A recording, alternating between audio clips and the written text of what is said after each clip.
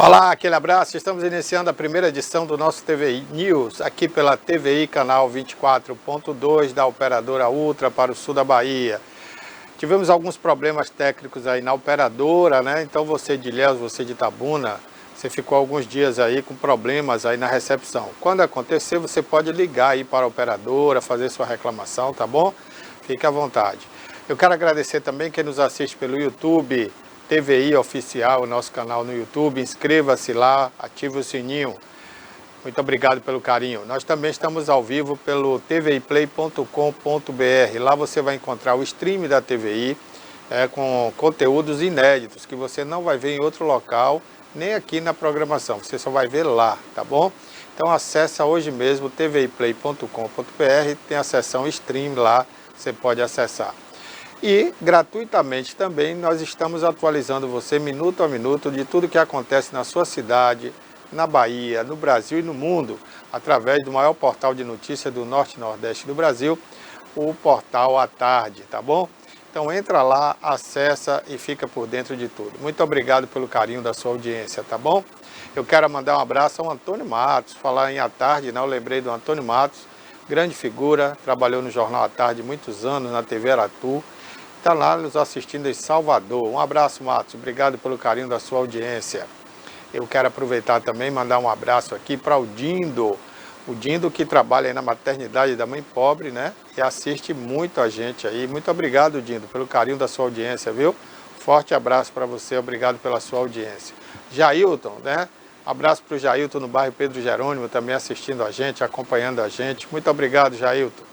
Dona Rosa, né? Aí na Nações Unidas, também assistindo a gente ao lado do seu esposo. Muito obrigado pelo carinho, pela audiência. Dona Ieda fica aí no bairro Jardim Vitória, também assistindo a gente. Eu quero mandar um forte abraço, Dona Ieda. Muito obrigado pelo seu carinho, né? E aí também, né, eu falei Jailton, mas é Jailson, né? Um abraço para o Jailson, no Pedro Jerônimo, assistindo a gente. Jailson tem um vozeirão aí de locutor. Um abraço, Jailton. Mandar um alô também para a dona Margone Gonçalves, que assiste a gente aí no São Caetano. Um abraço, dona Margone, muito obrigado aí pelo seu carinho, pela sua audiência, né? E você que está assistindo a gente em qualquer outro local, tira uma foto aí, né, ao lado do televisor, manda para cá que a gente publica aqui. Anote aí o nosso WhatsApp e você pode tirar a foto na horizontal e mandar para a gente, tá bom? Um abraço também para o pessoal da iFix, né, aí na Avenida Cinquentenário, assistindo a TVI. Um abraço aí para o Adriano, um abraço para o Marquinhos, toda essa turma aí da iFix. Muito obrigado pelo carinho da audiência. Olha, hoje é segunda-feira, a gente começa a semana, um dia útil, né? Já que a semana mesmo começou ontem, o primeiro dia da semana foi o domingo. E hoje tem muitas novidades aqui no programa para você. A gente vai trazer muita informação, informações da política na Bahia, no Brasil, no mundo inteiro. Muita coisa acontecendo aí.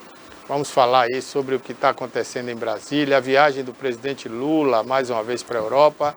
O Brasil que já consumiu quase 700 milhões só em viagens do presidente ao exterior.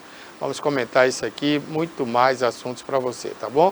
E vamos falar, claro, do esporte, afinal de contas tivemos mais uma rodada da Copa do Mundo e vamos ter hoje o último grupo da Copa fazendo sua estreia. A gente vai comentar daqui a pouquinho aqui no programa. E hoje também é dia do quadro PQP com a jornalista renomada, né, muito conhecida, a nossa querida Maria Antonieta, popularmente chamada de Toné. Bom dia, Toné, boa tarde, boa noite, né, porque o programa ele vai reprisar depois, então aquele abraço para você, Toné. Bom dia a todos, boa tarde, boa noite, bom dia, Barbosa. Quais os PQPs de hoje aí, Toné? Nós vamos falar sobre essa viagem também do presidente Lula, que quer forçar um encontro com o presidente Trump para discutir tarifas.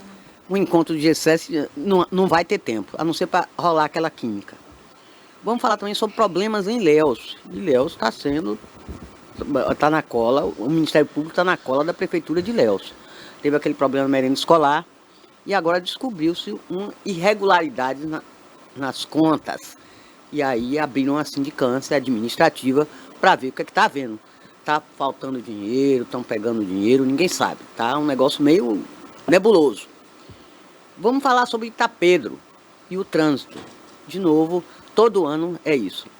Transtorno para os motoristas trafegarem pela Princesa Isabel. São Caetano está uma loucura. Tem que usar o São Pedro ou Banco Raso para sair. Vamos falar da Copa. A estreia vergonhosa da seleção brasileira. Contra o Marrocos, pensou que o Marrocos era um time fraquinho. O primeiro gol saiu foi do Marrocos e não da seleção brasileira. Vamos falar também sobre a questão de drogas. O narcotráfico continua avançando, o crime organizado mandando. E manda agora cada artimanha, cada loucura para sair essa droga daqui. O Brasil continua sendo a rota do tráfico internacional de droga para a Europa, para a África para a África. E deixa eu ver que temos mais aí. Temos também sobre o comércio com a Copa. Estão vendendo muito. Seja falsificado ou não, é camisas, é bandeiras, é corneta. O pessoal tá chegando junto. Só que a seleção é que não tá. Realmente tá desagradando. A gente vai falar sobre isso, Barbosa. Ok, vamos falar também sobre o caso, não é, escândalo em Ilhéus na administração Valderico Reis, né, Toné? Essa história tá meio... que é uma irregularidades nessas contas que descobriram lá que tá tendo falhas. Vamos descobrir o que é que tá havendo, porque ele já teve um problema com a merenda escolar. Estava sendo desvio de recursos. E a merenda não estava chegando nas escolas. As crianças estavam ficando lá com fome. Agora chega essa história dessas irregularidades e abrir uma sindicância administrativa para apurar essas irregularidades. É um negócio, não sei se é perseguição. O pessoal fala que é perseguição porque ele é do lado de ACM Neto, que a ACM Neto é candidato a governador e que não está com Jerônimo é do PT. Então tudo é motivo para apurar, para investigar. Vamos ver o que é que vai dar. Eu acredito assim, a preocupação, Valderico Júnior, eu acho que ele é um pouco inexperiente, não é administrativamente, ele é inexperiente em política. Eu acho que ele não está sabendo aí não o que é que está fazendo. Primeiro, na parte política, ele está agora com Bacelar, escanteou Jabes. Lembra que teve um acordo, quando ele era candidato, que ele disse que ia apoiar Jabes, e Jabes abriu as portas para ele, deu muito voto a ele, não se engane não. Jabes tem voto. Então, ele não era candidato, Jabes abdicou, o ex-prefeito, abdicou e apoiou Valderico. Agora sim, você vai apoiar nosso candidato. Quem era o candidato de Jabes agora deputado? Era o Cacá Cochões. Ele declinou e está apoiando esse Bacelar. Então, Bacelar e o Leulo Manto. Não é? Leulo Manto. Então, a política lá em Ilhéus está fervendo. Eu quero achar aqui, Barbosa, sobre esse negócio dessa sindicância aqui, dessas contas na prefeitura. Ok. Daqui a pouquinho a gente comenta mais sobre isso. A gente fala sobre isso, essas contas, o que é que está havendo lá. Tem muito mais assunto para a gente comentar aqui no programa, né? Daqui a pouquinho a gente vai comentar. Olha, eu começo esse programa de hoje com uma notícia triste, né? Chata.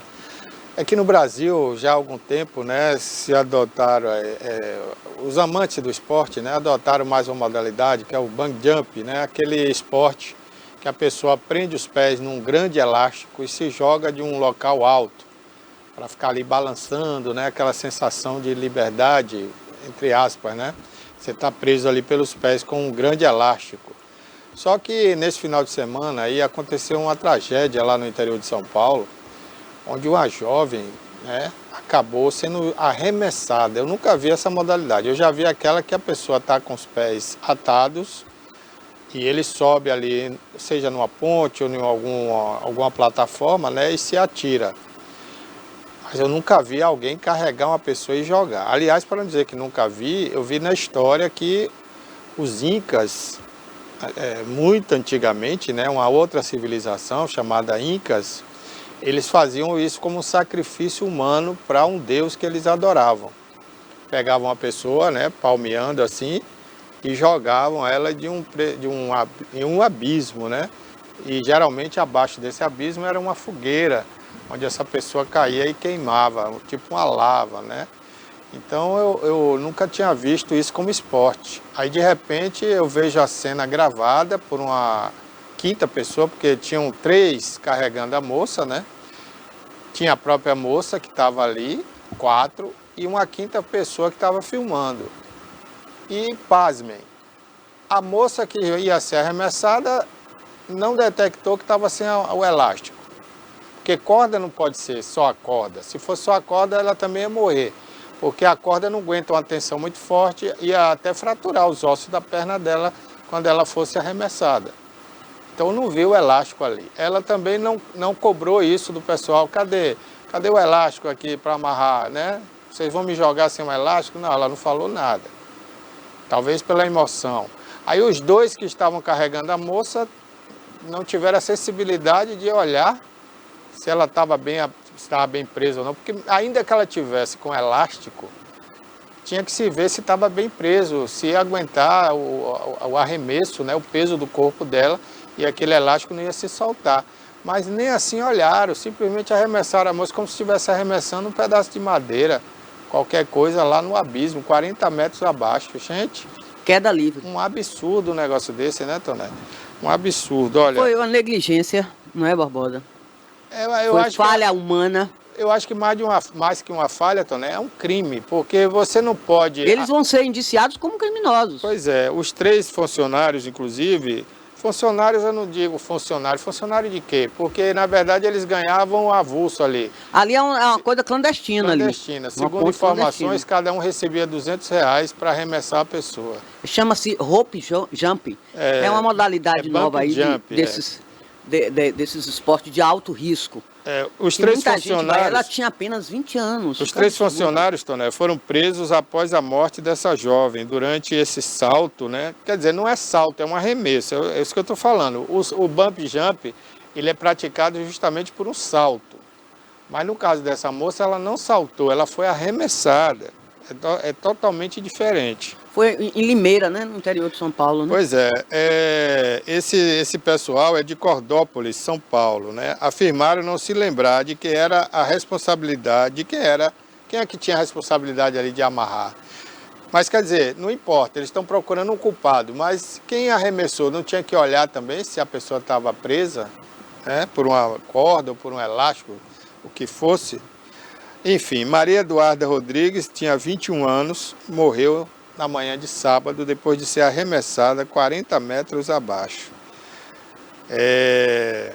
O equipamento de segurança não existia e a tragédia ocorreu na ponte Esqueleto, localizada na divisa entre Limeira e Cordeirópolis, no interior de São Paulo. Limeira, gente, é uma cidade que fica próximo a Campinas, é um município grande, é muito... Eu comparo assim, quer dizer, não dá nem para comparar com Itabuna, porque é bem mais desenvolvida, né? Limeira tem inúmeras fábricas de joias, semijoias, uma cidade muito desenvolvida. Mas essa ponte, ela fica na fronteira entre Limeira e Cordeirópolis, é naquela região ali de Campinas. É depois de Campinas, quem sai de São Paulo é depois de Campinas. Mas é um absurdo isso, eu não consigo imaginar como essas pessoas estavam assim, como se estivessem dopadas, né? Porque a moça que ia ser arremessada não reclamou, ela estava sem nenhum capacete, sem nenhuma proteção, sem nenhum colete, sem estar com elástico nos pés e não reclamou. Teve uma testemunha ainda que gritou, acorda, aí já tinha empurrado. Não, ele gritou depois que já tinha sido arremessado, né? E eu vi a corda no chão, eu não vi o elástico. A corda, Tonela... É a corda e o elástico, é os dois? É porque assim, o elástico é para... É que dá um impulso para ela não bater na parede. Não é o impulso, é o elástico... mas era uma ponte. O elástico, ele não fratura os ossos, né? Porque se uma pessoa é arremessada de uma altura e amarrada pelos pés, no momento que ela cair, ela vai esticar todos os ossos da perna, né? Vai ficar pendurada. Aí ela seria estourada ali, joelho, tudo ia ser estourado. Então... Ia ficar pendurada, não ia cair no solo. Não, ela não cai. O elástico, não. Ela não cai no solo de jeito nenhum. Quando é o bump jump, né, original, ela fica pendurada pelo elástico. Pelo elástico, balançando, né? E eu não vi o elástico na ponte. Quando a pessoa filma ali a ponte depois que a moça é jogada, ela mostra só uma corda. No chão. No chão. Né? Não mostra que tinha um elástico ali que seria amarrado. Não tinha elástico, não tinha nada. Não tinha nada. Então, realmente, houve uma negligência, um crime, né, por parte desses moços que estavam ali só para receber o dinheiro, para jogar a pessoa, e não tiveram o cuidado de examinar os cuidados com a segurança. Todos os equipamentos de segurança. Então essas pessoas realmente merecem ser julgadas e condenadas.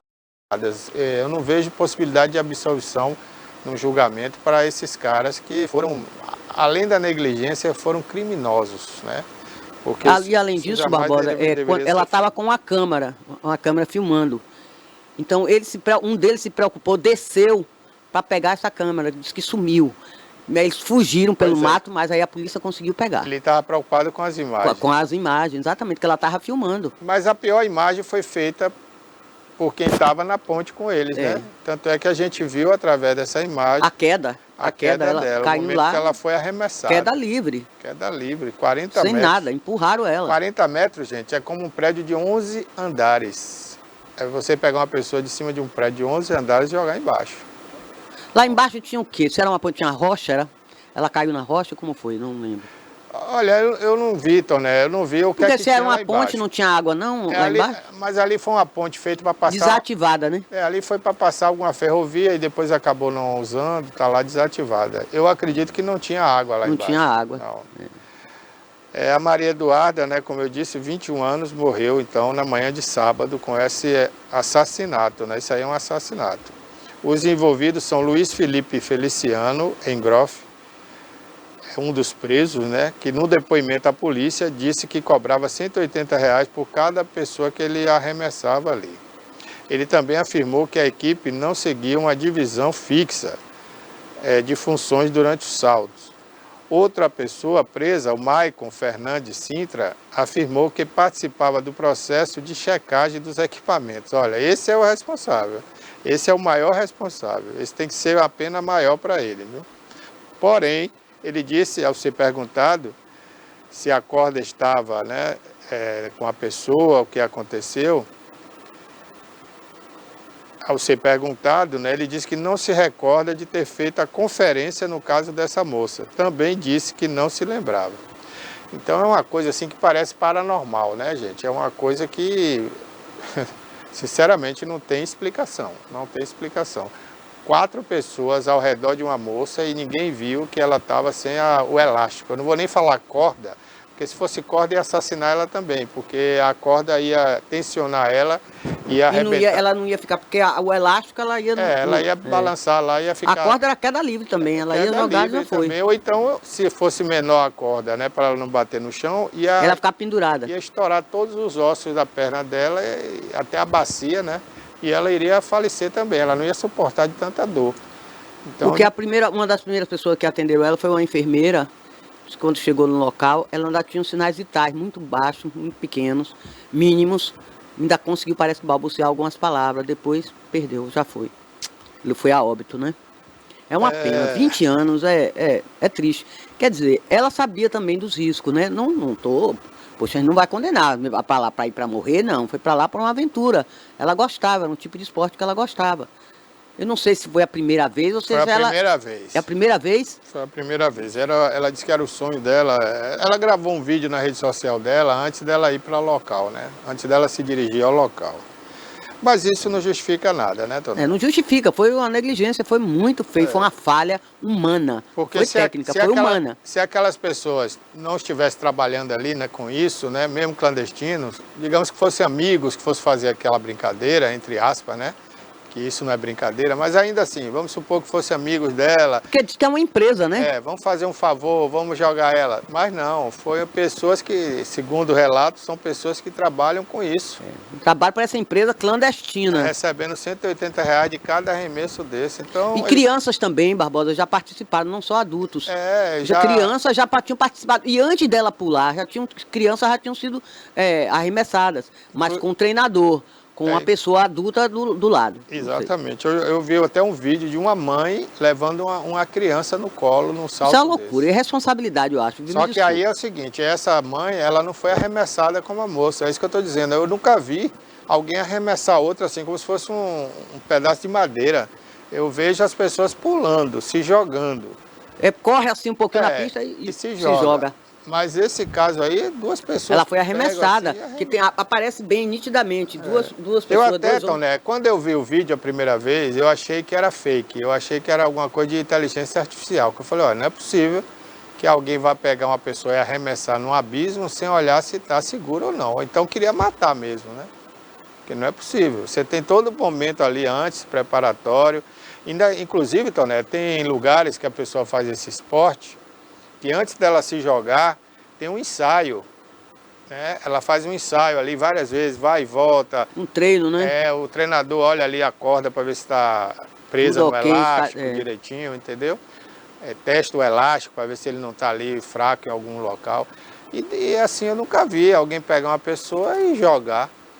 Isso aí, porque se ela tivesse se jogado sozinha, os caras estariam até livres dessa pena aí de assassinato, né? Porque ela seria um suicídio se ela se jogasse sem amarrar. Mas no momento que eles pegam ela no braço e jogam, eles estão assumindo o risco de matar. Então, mataram mesmo. E acabaram matando, né? Então, eles agora vão pegar uma pena aí grande por uma coisa que eles poderiam estar livres, né? Mas... E agora as pessoas, Barbosa, que gostam desse tipo de esporte, que praticam esse tipo de esporte de alto risco, tem que pensar duas vezes, que não é fácil. Esse pessoal jovem tem que se ligar. Não é assim, olha aí o problema. Olha tudo, verifica. Eu paguei tanto e tal, é uma empresa realmente reconhecida, é uma empresa profissional. Não foi. As pessoas que trabalham são amadores, loucos, e realmente negligenciaram os equipamentos de segurança. Porque largaram a mulher lá 40 metros em queda livre. Foi muito ruim, foi feio. E a mulher descendo ali, você pensava, como você falou, parecia fake. Parecia um filme. Ela caindo lá. Meu Deus, que loucura. Que loucura aquilo. Loucura, as crianças assistindo. Que absurdo. As crianças participaram, vendo aquilo ali. E todas as crianças que estavam lá, porque gostavam também. Ver os pais, os adultos participando desse tipo de esporte, vão para lá para ver, porque adrenalina, coisa linda. Lá, o esporte, jogou lá, caiu lá, ficou lá balançando, pendurado. Quer dizer, assistiram a mulher morrer. Foi muito feio. O trauma dessas crianças. Não é só dos adultos, das crianças, porque tinham crianças no local. Gente, é triste, viu? Triste. Vamos comentar um assunto aqui, um assunto local, né? Você tem notícias sobre a inauguração da Feira do São Caetano? Acho que dá para virar uma novela isso, né? Essa novela já dura muito tempo. Pior, Barbosa, é que agora eles ficam fazendo reunião, todo dia uma reunião. Os ajustes finais de quê? Todo dia reunião. Enquanto isso, os feirantes estão sofrendo, Toné. Eu estive lá na feira improvisada, né, que fica num galpão abandonado, ali na Avenida Manuel Chaves, e a turma está revoltada, porque eles dizem o seguinte, olha, o governador podia fazer a festa depois, mas deixar a gente trabalhar, ganhar o dinheiro lá. Exatamente, porque eles estão esperando uma brecha na agenda do governador. Gente... Eu estou achando que o governador quer inaugurar as duas feiras ao mesmo tempo, né? Da Califórnia e do São Caetano no mesmo dia. Porque não é possível. Sim, mas veja bem... A Feira do São Caetano já está pronta depois de 2 anos se arrastando, né? Então já era para ter entregue aos feirantes. Aspecto, tem umas datas importantes que já passaram, como já passou aí, Dia das Mães. Foi a Páscoa primeiro, Dia das Mães. Agora São João, que é uma época que é típico para o comércio. É bom para o comércio, para as vendas. Tá? Você tem que vender milho, amendoim, laranja, tangerina, o que for. Bolo, tudo. É nessa época. Então, queriam ganhar mais dinheiro, ter mais um lucro. Não continua com a feira lá. Olha, Barbosa, eu frequento muito aquela feira. Mas eu vejo que são 2 feiras funcionando. A outra que fica naquele galpão da antiga fábrica de calçados. E a de cá. A de cá é mais movimentada, que é dia de domingo. É mais movimentada, essa que ficou, junto com a Feira Nova. É muito mais movimentada que a de lá, no galpão. É isso que eles reclamam. Ficou dividido, né? Ficou dividido, mas mesmo assim, quem ficou para cá é melhor. Teve gente que ficou lá e trouxe para cá umas coisinhas, botou uma barraquinha, um negócio que de domingo virou uma loucura. Não adianta. Limpou ali as ruas, que eu achei interessante isso, esse trabalho foi perfeito. Liberar aquelas ruas ali, que eles botavam as barracas, dia de semana, tudo, não pode. Mas dia de domingo pode, que é o dia realmente da feira, né? A tradicional feira do São Caetano é dia de domingo, foi ontem. Então, agora que São João, ontem estava uma loucura. Milho, amendoim espalhado por qualquer lugar, pronto, fazer o quê? Você ia na outra feira, quase ninguém. O nego só frequenta de cá. aqui junto da Feira Nova. Agora tá pronto, aí faz uns ajustes. Tem que criar uma associação, porque por enquanto, inicialmente, quem vai tomar conta, quem vai monitorar tudo lá, é o pessoal da prefeitura. Depois vai passar para essa associação. Aí reúne com essa associação. Já criaram a diretoria dessa associação, tem presidente, tem tudo. Todo dia uma reunião com a Secretaria de Infraestrutura, Secretaria do SESOP, de Ordem Pública, todo dia com a CETRAN. E sim, para que tanta reunião? E não resolve nada. Fazem reunião, Barbosa, e não falam a data. Às vezes eu passo pro pessoal, disseram a data, quando é que vai inaugurar? Não, minha filha, mas vai sair. Mas eles não falam qual é o dia.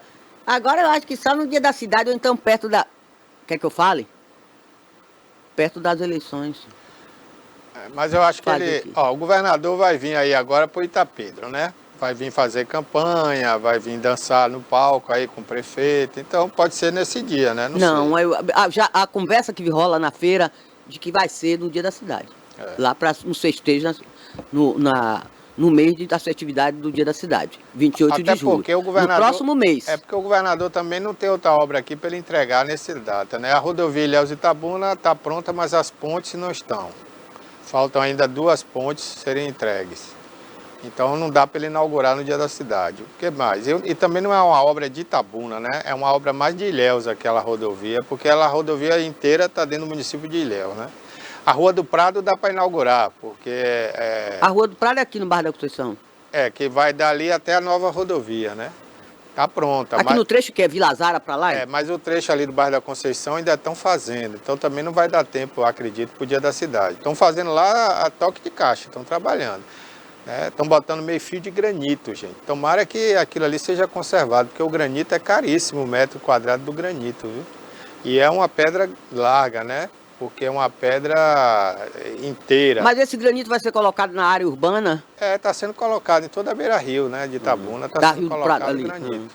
Então não vai dar tempo de entregar aquela artéria ali também até o dia da cidade. Qual é a outra obra aqui do governo que poderia entregar? Não tem. Então só tem a feira mesmo, né? Mas essa feira tem mais de 2 anos, vai fazer 3. Já podia ter entregue no dia da cidade do ano passado. Do ano passado. Tá pronta, Barbosa, tá pronta, mas tá bonita. Esse é o grande mal do governador Jerônimo Toné. O governador cortou mídia, cortou verba de obras, cortou um bocado de coisa. Ele não teve dinheiro para trabalhar. Tomou tanto dinheiro emprestado e ao mesmo tempo não tem dinheiro para terminar as obras. Aí ele fica empurrando com a barriga. Esse é o problema. Por isso que ele está caindo nas pesquisas, né? Tem outro aspecto, Barbosa, que o pessoal está reclamando muito, principalmente os prefeitos. Ele está rodando a Bahia toda aí, esses municípios, assinando ordem de serviço. Para quê, Barbosa? Nós estamos em junho, agosto, setembro, você tem 90 dias, você vai entregar uma obra em 90 dias? Não vai. E os bestas acreditando, os otários, vêm assinar a ordem de serviço aqui para construir uma escola, vai ficar pronta em 3 meses? Não vai. Para fazer uma feira, para fazer um posto de saúde, o posto de saúde lá do São Caetano Zé Edson tem não sei quanto tempo já, tem muitos meses, até agora não inaugurou. Tá todo arrumadinho, tá bonito, realmente ficou show. Agora não inaugurou ainda, eu acho que tá esperando também, tem esse posto também, vou esperando. Para inaugurar dia da cidade, né? Dia da cidade. Quer dizer, fica assinando ordem de serviço, e os otários só mostrando assim, ó, vai lá no município, aqui, ó, a emenda tá aqui o serviço, a ordem de serviço, só assinando, mostra o papel lá, o documento. Mas tem 90 dias só, Barbosa, para a eleição. Você acha que vai inaugurar nada em 90 dias? Não vai.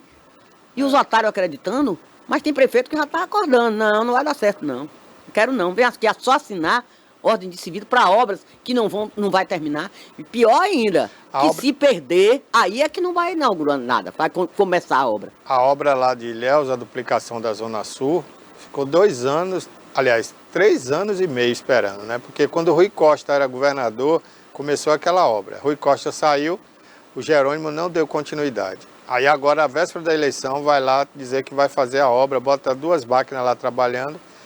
Se ele perder a eleição, ele vai parar. É o que eu acabei de falar. Está assinando essa obra de serviço. E se perder a eleição, aí é que não vai sair mesmo. Aí entra outro, vai começar tudo, tá tudo errado. Essa licitação vai cancelar, vai começar tudo de novo, a burocracia. Gente, esse prefeito também tem que se mancar. Tem que abrir o olho. Vai nessa conversa, nessas narrativas todas, eleitoreiras. Falar em negócio de narrativas eleitoreiras, eu não sei até que dia o presidente Lula vai poder estar viajando, lançando programas, de lugar em lugar, de estado em estado, de cidade em cidade, lançando programas. Estou falando em propaganda explícita, propaganda eleitoral explícita. Viajando para esses lugares com dinheiro, recursos públicos e fazendo a sua campanha, propaganda eleitoral. Tem muita coisa que não vai dar tempo. Vai dar tempo entregar uma ponte? Não vai. Aí lançou esse negócio do gás, né? O Gás do Povo, esse programa. Agora vem uma aí, Barbosa, das motos. Crédito para financiar motos. Quer dizer, não é... Me digam a verdade. Me diga aí, vocês estão vendo aí nós aí falando. Isso não é coisa eleitoreira? Não é a propaganda eleitoral? É, gente. Agora, isso pode... Cadê onde é que está o Tribunal Superior Eleitoral que não vê isso? Só porque ele é presidente, ele pode fazer isso? Olha, eu me lembro quando o presidente era Jair Bolsonaro, que o TSE proibiu até ele fazer live de dentro do palácio. Quer dizer, ele como presidente, ele não podia se comunicar com o povo do palácio, porque era considerada propaganda eleitoral. E antes do período da eleição, né? Quer dizer, bem antes. Ele estava como presidente, ele não estava ali ainda como candidato. E mesmo assim ele não podia fazer nenhum pronunciamento de dentro do palácio, foi proibido. E agora pode tudo, né? Então, assim, o TSE é 2 pesos e 2 medidas. E 2 medidas, porque ele está viajando o Brasil todo. Uma medida é para o Lula, outra medida é para o opositor a Lula, né? E teve um detalhe, a semana passada, o presidente Lula fez um depoimento, eu não sei onde o ouvido do povo está, né? Que faz ouvido de mercador. O Lula falou 2 barbaridades, Tonex. Se fosse outro presidente, tinha sido execrado. Lula falou o seguinte, que o rico não compra celular roubado. Quem compra celular roubado é o pobre. É o pobre. Quer dizer, o pobre é ladrão, é? O pobre é receptor de roubo. É criminoso? É criminoso, né? Porque quem compra roubo é bandido, né? Então ele agrediu todos os pobres do Brasil, dizendo que o pobre é ladrão, que compra roubo. Quem compra roubo é chamado de intrusão, não, é receptador, né? Receptador. Receptador, é crime comprar roubo. Então o Lula... Quer dizer que o rico não compra celular roubado, é só o pobre. É só o pobre que é ladrão, então né? O pobre é bandido igual. Igual que rouba, se compra um produto roubado. E o Lula conseguiu, num argumento só, falar mal do povo pobre e falar mal da polícia. Ele disse que o celular agora é roubado, vão para o correio, porque na polícia não dá para confiar nos delegados, ó. Que os delegados podem roubar o celular. Olha que absurdo. Se fosse outro presidente que falasse isso, ia dar o quiprocó, né? A imprensa ia cair matando. Mas foi o Lula, ficou todo mundo calado, ninguém falou nada. Eu vi algumas pessoas pobres gravando mensagem dizendo, olha Lula, eu não sou ladrão não. E inclusive até ofendeu o Lula também, né? Disse, ó, ladrão é você, eu não roubo celular, não compro celular roubado, eu trabalho. Enfim, o presidente Lula se deu mal nesse pronunciamento, viu? Quer dizer, não se deu mal na pesquisa, né? Porque as pesquisas estão dizendo que ele está ganhando a eleição. Mas eu acho que muita gente pobre, quando vê esse depoimento, vai se tocar ali e vai dizer, ué, eu nunca comprei roubo. Porque se tem uma coisa que o pobre mais preza, Toné, é sua honestidade e o seu nome, né? A pessoa pobre, ele fala assim, ó, eu não tenho patrimônio, eu não tenho riquezas, mas a minha maior riqueza é meu nome. Eu não quero ser preso, eu não quero, né, sujar meu nome. Então ele não vai comprar roubo, só se ele não souber, se ele comprar enganado. Mas ele sabendo que é roubo, ele não vai comprar. E o Lula afirmou que todo pobre compra roubo. Como é que pode isso? E fica por isso mesmo, ninguém falou nada. Ele devia, Barbosa, investir realmente em segurança pública. Isso é uma questão de polícia. Então ele devia investir mais. Não é questão até de investir mais, investir melhor. Inclusive eu estou com áudio aqui, Toné, vou botar aí porque pode parecer que eu estou falando coisa, né? É fake, né? O sinalzinho para quem tiver com o telefone roubado, devolver, porque senão poderá ter consequências. A dúvida é que eu não quero devolver na delegacia, eu quero devolver no correio. Porque devolver na delegacia, as pessoas têm até medo, porque não sabem o tipo de delegado que vai encontrar ou o tipo de policial. Então vamos tentar acreditar no correio. Mas eu queria que vocês... Eu vou efetivamente despachar o sinalzinho para quem tiver com o telefone roubado, devolver, porque senão poderá ter consequências. A A dúvida é que eu não quero devolver na delegacia, eu quero devolver no correio. Porque devolver na delegacia, as pessoas têm até medo, porque não sabem o tipo de delegado que vai encontrar, ou o tipo de policial. Quer dizer, o Lula disse aqui com todas as letras, né? A pessoa, ninguém quer devolver na delegacia porque lá não sabe que tipo de policial vai encontrar nem delegado. Então, peraí, se a pessoa não pode confiar na polícia para devolver um celular roubado, vai confiar nos correios? Não entendi. Quer dizer que a polícia é menos confiável do que o funcionário do correio. Agora eu não entendi esse negócio do correio, Barbano. Não explica. A pessoa vai lá fazer queixa ao correio ou devolve? Como é isso? Não. Quem roubou devolve? O Lula está dizendo o seguinte, que a pessoa comprou um celular roubado. Então ela tem que pegar esse celular, chegar no correio e dizer, ó, eu comprei esse celular roubado, vou deixar aqui. E o dinheiro que ela pagou lá? Sim, aí quem garante que esse celular realmente vai ser devolvido para a pessoa certa? Porque a polícia... Para o dono. Porque a polícia, sim, ela tem um boletim de ocorrência, né, que alguém fez, vai localizar esse boletim, vai ver de quem era esse celular e vai chamar para devolver. E o correio, como é que vai chamar uma pessoa sem ter Correio não é polícia, Barbano. Não, mas não o tem esse poder Lula de está dizendo que o correio é mais confiável do que a polícia civil. E o rombo do correio que está aí? Oh, meu Deus do céu. Até porque, eu vou lhe dizer, tem gente que é roubado que nem BO faz, boletim de ocorrência, porque sabe que não vai dar em nada, perde o celular. Mas é bobagem, Toné. Sabe por quê? Porque se você faz um boletim de ocorrência, você tem um número do serial do seu celular, na hora que esse celular for encontrado... Tem um sistema de rastreamento? Você tem um número do celular na nota fiscal, né? Então qualquer pessoa que for pego com aquele celular, você vai provar que é seu, que foi roubado. Mas se você não faz boletim de ocorrência, se algum dia esse celular for recuperado... Mas tem gente que não está nem aí porque não precisa disso, tem dinheiro para comprar outro celular, né? Então não liga. Deixa para lá. Deixa para lá. Mas tem gente que precisa do celular, foi suado, comprou para pagar em 12 meses, né? Então quer o celular de volta. Esse com certeza registra boletim, sim, de ocorrência. Ó, falar em polícia, Toné, um homem com vasto histórico criminal foi preso em Valença, aqui no Baixo Sul da Bahia, sábado, dia 13. Ele é apontado por investigações como autor do homicídio de Fernando de Jesus dos Santos, de 24 anos. A vítima foi morta a tiros no bairro Bolívia, na cidade de Valença, no dia 27 de abril ainda deste ano. As informações são da Polícia Civil.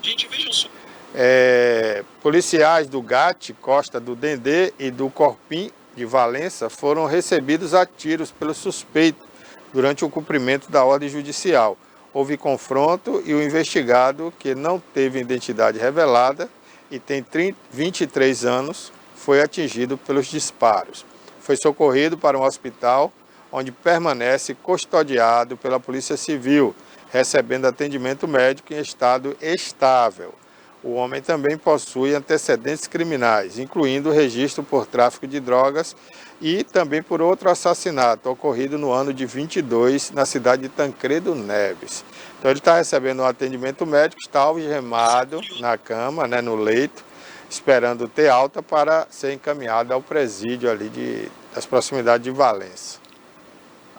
Continua realmente um problema muito grande, que é uma questão primordial, está em primeiro lugar nesses itens nessa campanha eleitoral, que é a segurança pública.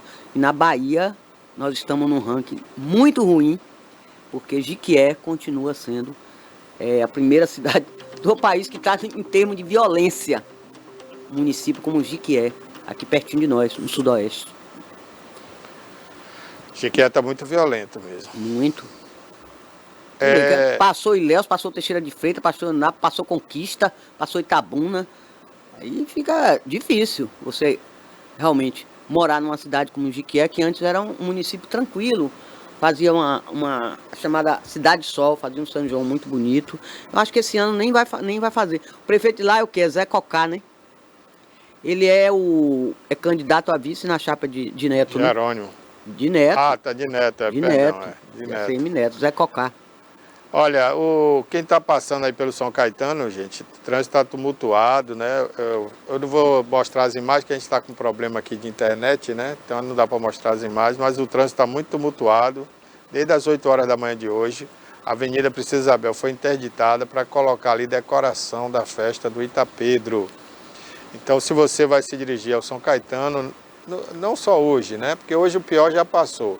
Mas a partir de amanhã, terça, quarta, quinta, sexta, não vá pelo aquele local, né? Passe por a outra ponte. Tem a rota alternativa, Barbosa. Você vai ou pelo Conceição. Banco Raso, ou então você pega aqui o Pedro Jerônimo São Pedro. Na você verdade, pega Roberto Santos. Você pega Roberto Santos. Isso. Sai ali no Pedro Jerônimo, dali você escolhe. Ou sai na Avenida Manuel Chaves, né, a Kennedy, ou você pega o Pati, também vai sair na Princesa Isabel. Você for também pelo Banco Raso, você saindo lá do São Carlos, você entra para ir para o Banco Raso, é mais fácil, porque você sai naquela rótula ali, dá para você pegar. Ali você pega um trânsitozinho bom ali nas imediações do estádio Luiziana Filho, aquela Juarez Távora, né?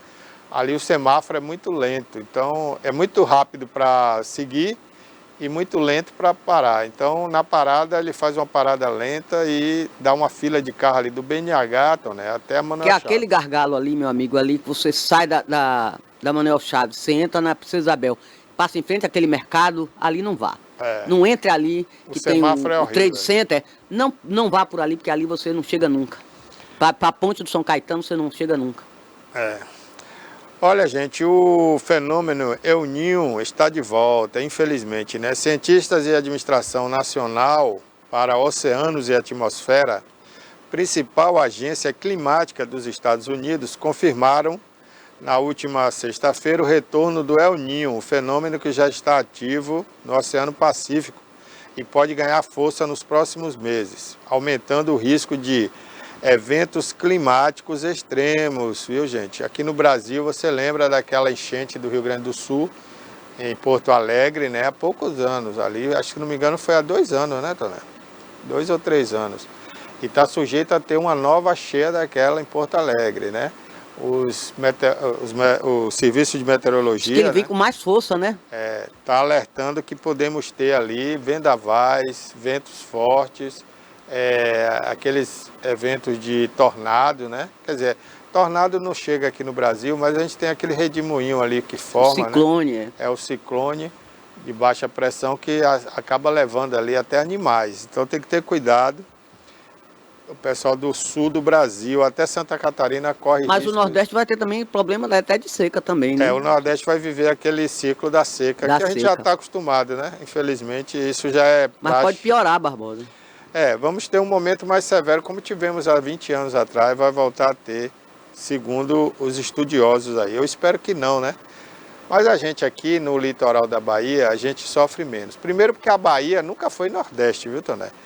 Botaram a Bahia como Nordeste para tapear ali os políticos da época, né? Porque a Bahia era mais desenvolvida naquela... Bahia era o quê? Antigamente era leste, né? Pois é, porque senão a gente perde o ponto cardeal, né? Você tem norte, sul, leste e oeste. Hoje você não tem leste. Você tem norte, sul, oeste. Cadê o leste do Brasil? Não tem. Aí tem Nordeste, Centro-Sul, Sudeste, pronto. Nordeste, e Sul.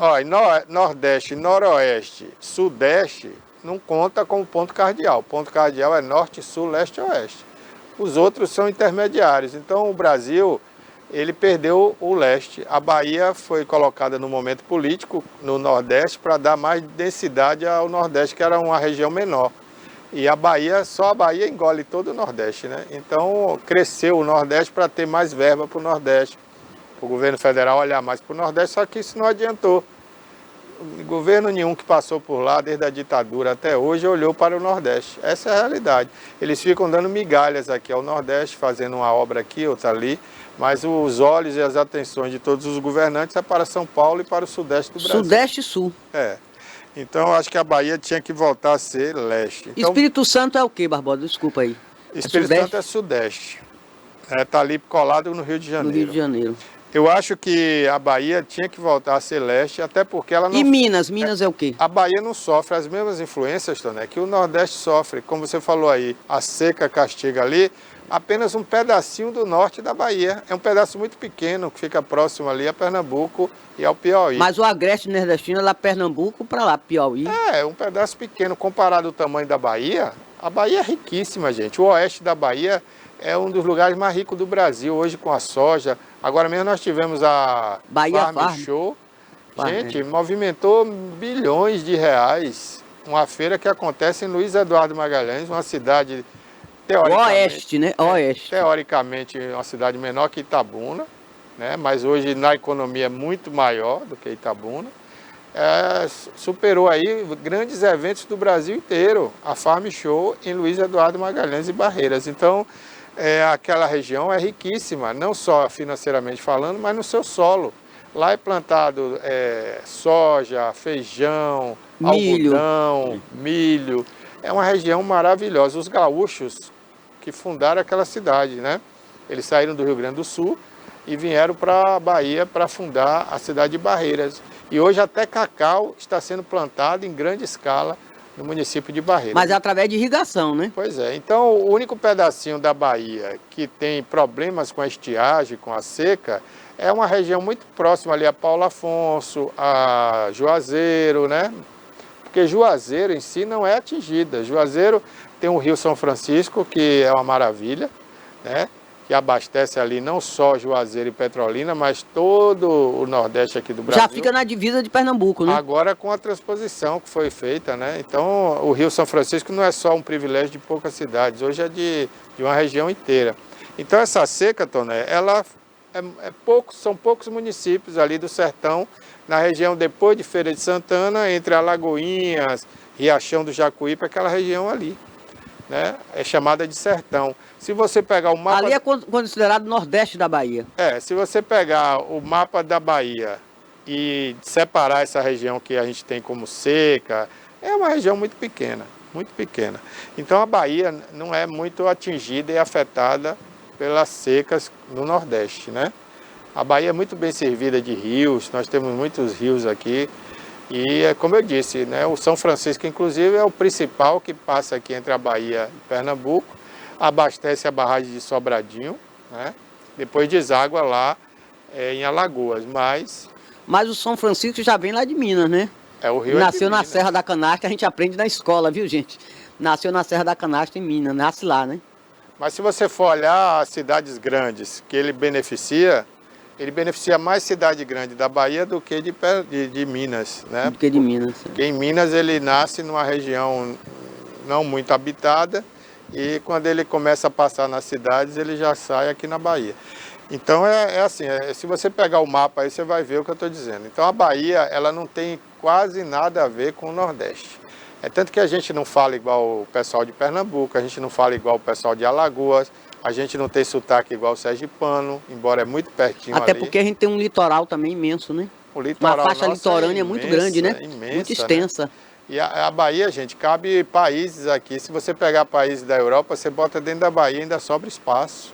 Então a Bahia é gigantesca. Não sei se você lembra, Barbosa, aqui a gente, vamos lembrar aqui também os telespectadores, do projeto do Fernando Gomes queria dividir o Estado, né? Lembra? E ele fez um acordo, ele era deputado na época, ele fez um acordo com o pessoal de Minas. Ele dava um pedaço de Minas para que botasse um pedaço da Bahia, do litoral baiano para Minas, lá de Mucuri para lá. Porque ali realmente o pessoal de Minas ali, é muita gente ali que frequenta ali, que mora inclusive ali, é radicalizado ali. É radicado ali, não é radicalizado, desculpa. E aí ele tinha feito esse acordo, ele daria um pedaço da faixa litorânea para Minas para que tivesse uma votação para dividir o Estado. Mas não deu certo. Ele perdeu por um voto na comissão, né? Já estava tudo certo com os deputados da bancada mineira. Hoje tem uma turma aí, Toné, com esse projeto, né, que tá crescendo esse movimento, né, Bahia do Sul, mas assim, não está em Brasília ainda, né, só fica aqui na discussão local. Tem o Guilherme, tem o Jonas Barbosa, tem uma turma aí, né, que já fez uma redivisão, incluindo uma parte de Minas, mas eu acho que é prejuízo para a gente pegar aquela parte de Minas, porque é uma região morta de Minas, é uma região que só tem pedra, né? Não é uma região próspera. É o norte de Minas, né? É o norte de Minas, é uma região muito pobre. O solo lá só tem rocha. É o extremo sul com o norte de Minas. Claro que se a gente extremo sul da Bahia com o norte de Minas. Se a gente tivesse incentivo do governo federal para explorar essas rochas, essas pedras, você tira pedras até preciosas ali.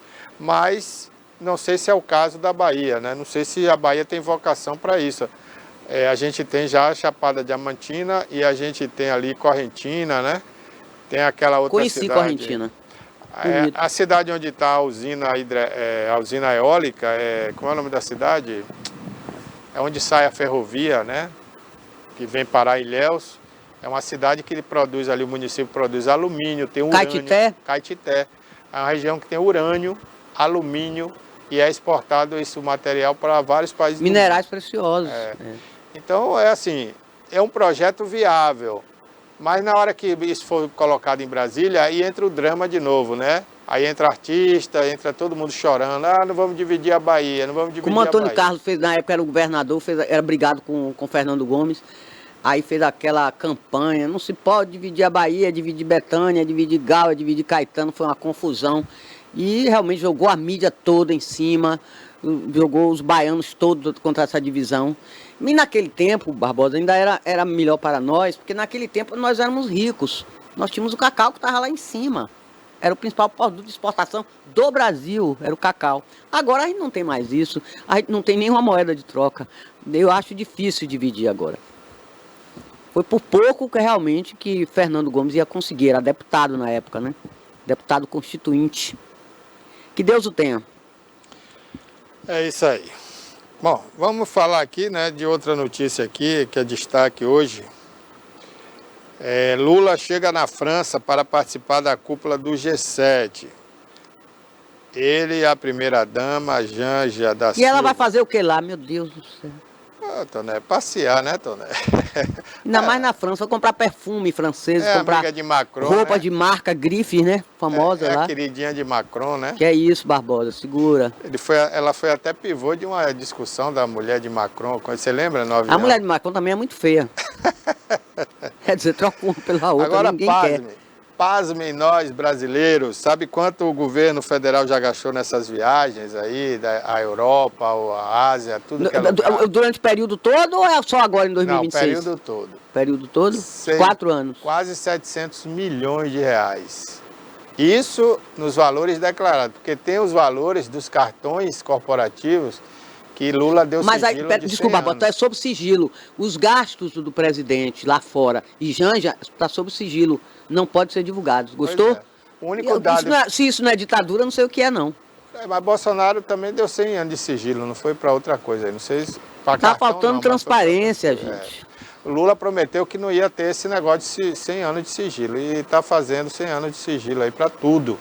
Até para os cartões corporativos. Porque o cartão corporativo é assim, gente. Você pode gastar ali quanto você quiser no cartão. Não tem um teto, não? Um limite?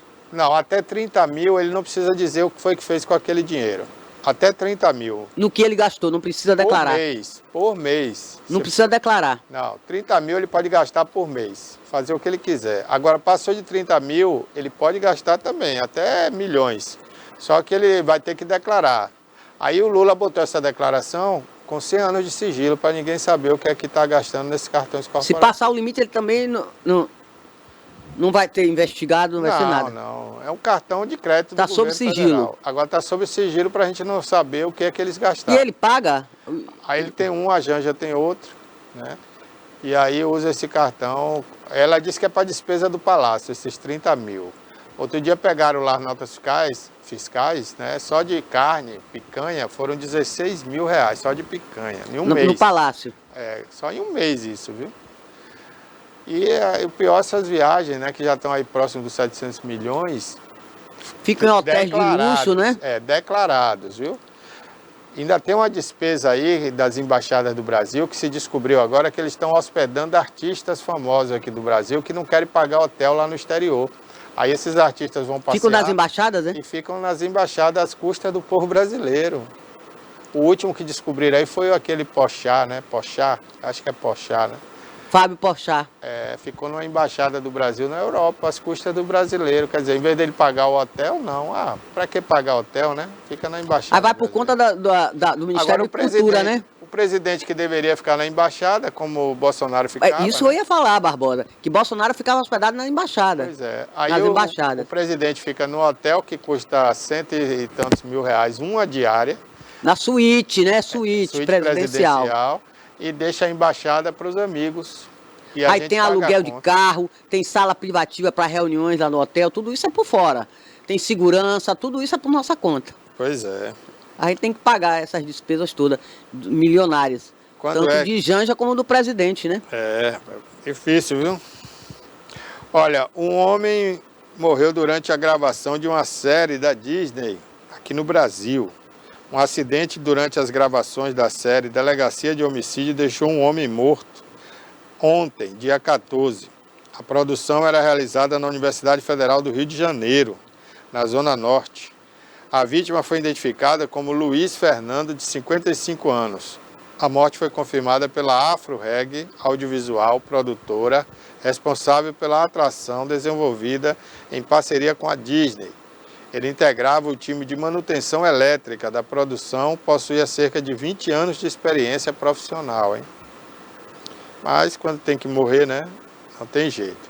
As gravações aconteciam na Universidade Federal do Rio de Janeiro, quando o trabalhador caiu do segundo andar de um dos prédios utilizados pela equipe.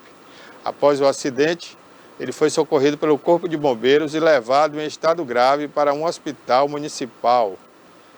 Familiares de Luiz Fernando estiveram no Instituto Médico Legal, Afrônio Peixoto, no Rio de Janeiro, onde o corpo foi encaminhado. A viúva da vítima, né, preferiu não comentar o acidente. Foi um acidente de trabalho? A princípio, tudo indica que foi uma queda, né? No início da semana, a equipe da Delegacia de Homicídios também enfrentou outra perda. O diretor de arte, Tulé Paquet, morreu aos 69 anos, vítima de um infarto fulminante, integrante de criação da série. Ele assinou a direção de arte de produções marcantes, como Cidade de Deus, Tropa de Elite. A Disney foi procurada pela Metrópolis, né, que é o portal de notícias de Brasília, para comentar o acidente, mas não quis se manifestar até o presente momento. Essa é uma nova série, né, de Delegacia de Homicídios que a Disney está gravando no Rio de Janeiro. Agora você vê, morreram duas pessoas da mesma série numa semana. Ligados à mesma no série. No mesmo mês, né? Um francês e agora Estranho, né? Um brasileiro. Trabalho acontece, né? Se você está trabalhando em lugares que tem risco e você não cuida desse risco, não assume ali um cuidado especial, né? Com os profissionais que estão trabalhando para usar equipamento de segurança, isso e aquilo, o cara pode cair. Ele está lá no alto, consertando alguma coisa, né? Ele era eletricista, não tomou cuidado com a escada, com o cinto de segurança, pode cair. E quando tem que morrer, não tem jeito, né? A gente comentou no início do programa, aquela moça de ontem, né, desse final de semana, foi arremessada de cima de uma ponte, sem nenhuma proteção, sem nenhuma corda, Equipamento de segurança. sem nenhum elástico, sem nenhum equipamento de segurança. Então, quando tem que morrer, é assim, não tem jeito. Olha, o novo tarifaço anunciado pelos Estados Unidos pode impactar cerca de 1/3 das exportações do Brasil para o mercado norte-americano, como mostra a Confederação Nacional da Indústria CNI, divulgada hoje. De acordo com o levantamento da entidade, caso entre em vigor as tarifas até 31% propostas pelo representante comercial dos Estados Unidos, podem atingir 31% dos produtos brasileiros vendidos no país norte-americano. O aumento seria de 27,5 pontos percentuais em relação à taxa anual de 10%. Outros 3,6% das exportações nacionais sofreriam um aumento de 10% para 12,5%, uma alta aí de 2,5 pontos. Esse é um problema que o Brasil está tentando administrar e o Lula disse que vai tentar encontrar lá nessa viagem dele. Barbosa, né? tire isso da sua cabeça, Barbosa. Isso não vai poder acontecer. Eles vão se cumprimentar, desculpa, institucionalmente. Como vai? Tudo bem, presidente? Olha a química rolando aí, tudo bem, tá? Um beijo lá no Brasil, nos brasileiros, brasileiras. Pronto.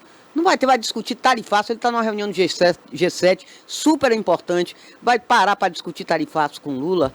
Vai parar para discutir esse problema do crime organizado, que os Estados Unidos classificou o PCC e o CV como terroristas. Você acha que ele vai parar? Porque tanta coisa.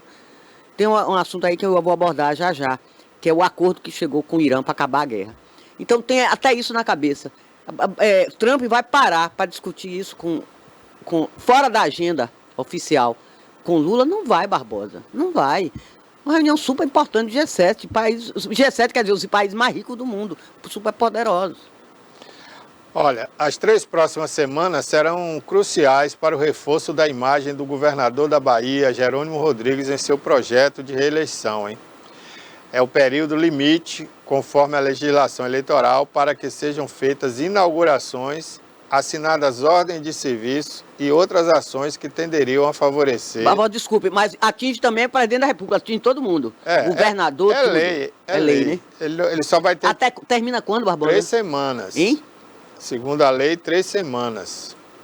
Ainda no mês de junho, então, né? As próximas 3 semanas, Toné, serão cruciais para o reforço da imagem do governador, do seu projeto de reeleição. É o período limite, conforme a legislação eleitoral, para que ele possa fazer inaugurações. Fora isso, não pode.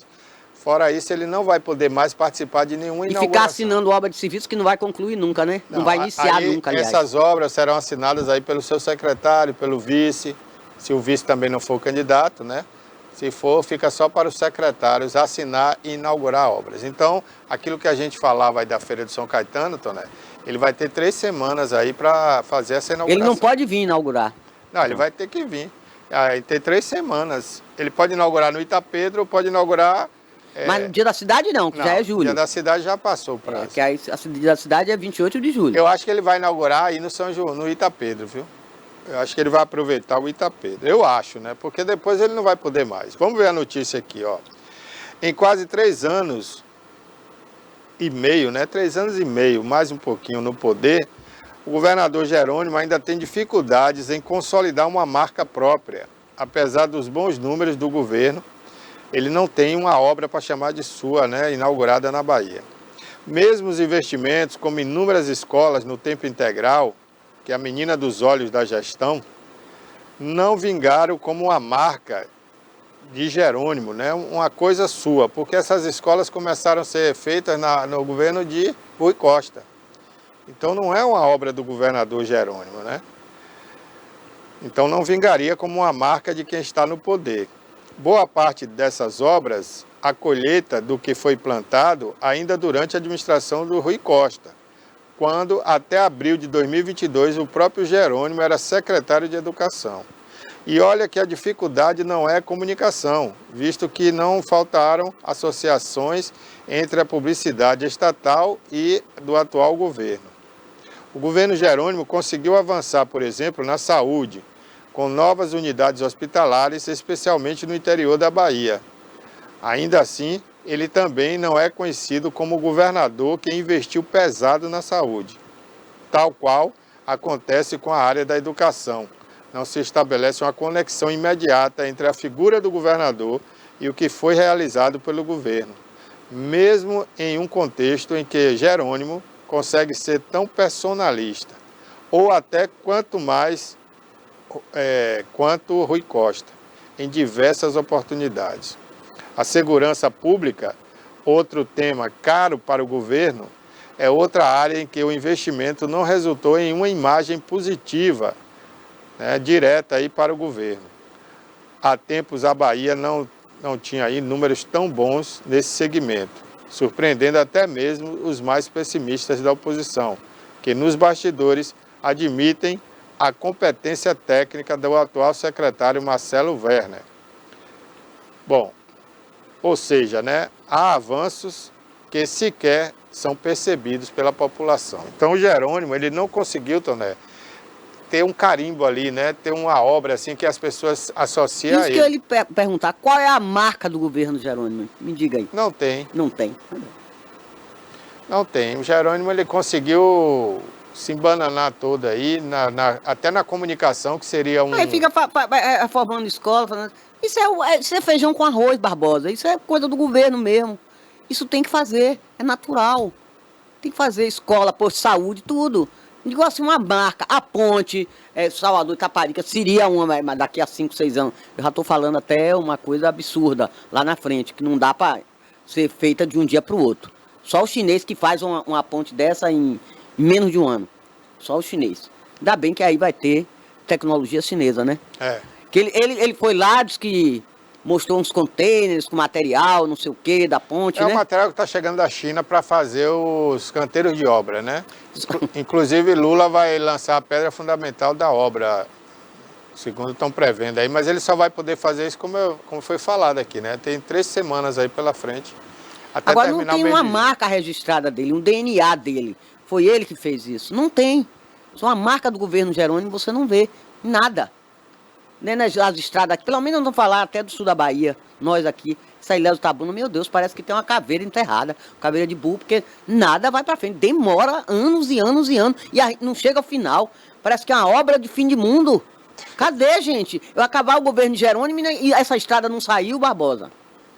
Olha, aí eu mostrei aqui na minha rede social, Toné, eu mostrei esses dias 4 obras gigantes que o governo de São Paulo fez nesse mesmo período que Jerônimo está aí. Ah, dá para comparar, Barbosa? Pelo Não, amor é de só Deus. para comparar. Não, eu não vou comparar, não é dinheiro, não. Eu digo agilidade, né, Toné? Porque essa obra, Rui Costa deixou ela 90% pronta, que é a estrada. A estrada ficou pronta no governo Rui Costa. Se você hoje for andando pela estrada aí, pelo lado de lá do Rio, você chega no Banco da Vitória, a estrada está toda asfaltada. O que é que A da mais direita, direto? o que é que ficaram faltando? As pontes, 4 pontes. 4 pontes Jerônimo não conseguiu fazer em 3 anos e meio. Até agora faltam 2 ainda para serem concluídas. 2 já estão concluídas, mas 2 ainda não. Aí não vai dar tempo, Aí Barbosa. você pega obras gigantescas, Toné. Essa aqui seriam 4 pontes, 3 pontes só, né? Porque uma ponte já estava bem adiantada no governo também de Rui Costa. Ficava faltando 3 pontes. Enquanto o governo da Bahia não conseguiu fazer 3 pontes em 3 anos e meio, o governador Tarcísio fez rodovias inteiras de 100 quilômetros, rodovia de 200 quilômetros, duplicada, asfaltada, com acostamento, com ciclofaixa, faixa para pedestre, tudo, passarelas.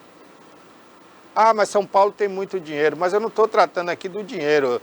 O dinheiro da Bahia tem também, porque foram tomados emprestados 200 E milhões. aqui é governo do PT. A gente tem tudo que está apoiado pelo governo federal, né, Barbosa? Pois é, o governo Jerônimo já pegou muito dinheiro emprestado do Banco do Brasil, de vários bancos, para terminar essa estrada, gente, para terminar essas pontes. Enquanto isso, o governador de São Paulo já inaugurou, já tá, os caminhões já estão rodando lá, ó, semianel rodoviário de São Paulo, a área norte toda que estava sem concluir, estava parada a obra, o governador já concluiu o semianel de São Paulo, fez rodovia no interior de São Paulo de 100 quilômetros, de 150 quilômetros, de 200 quilômetros, tem mais de 4 rodovias inauguradas, fazendo BRT no interior de São Paulo. Aumentou as linhas de metrô dentro da capital. Construiu uma linha inteira de metrô que estava abandonada desde o outro governo, ele conseguiu concluir, né, a linha amarela. Agora, e são quilômetros, mais de 10 quilômetros de metrô, né? Aí você tem o VLT de São Paulo que foi concluído, aí você tem rodovias que eu já falei, e você tem o BRT do interior e está fazendo o túnel, né, com recurso, tudo bem, tem recurso federal, mas ele está tocando a obra, é o governo do estado, com o recurso também do estado. Um túnel que vai ligar Santos a Guarujá, aí está ligando Campinas a São Paulo com linha férrea. Enfim, é muita obra e aqui a gente não vê as coisas andando. E não é questão de dinheiro, eu volto a frisar, porque o dinheiro tem.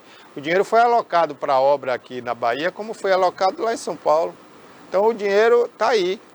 Se não está liberando, é um problema burocrático do governo da Bahia. E a duplicação na Ilhéus, da Zona Sul, cadê também? Eu soube que tem umas máquinas trabalhando lá. Eu soube que tinha 2 máquinas. 2? Eu soube, né? É até muita, né? Eu não fui lá olhar ainda, né? Então não posso falar. Olha, Toné, enquanto isso saiu mais uma pesquisa aí, viu, para a presidência da República. Lula abre 6 pontos de vantagem sobre 6? Flávio Bolsonaro. Mas não era 9? A pesquisa, essa é outro instituto, Toné. A pesquisa é BTG Nexus, divulgada hoje, agora pela manhã. Tá quentinha essa, viu? Mostra que o presidente Luiz Inácio Lula da Silva, do PT, venceria Flávio Bolsonaro, do PL. No segundo turno? Em um segundo turno presidencial, com 49 contra 43.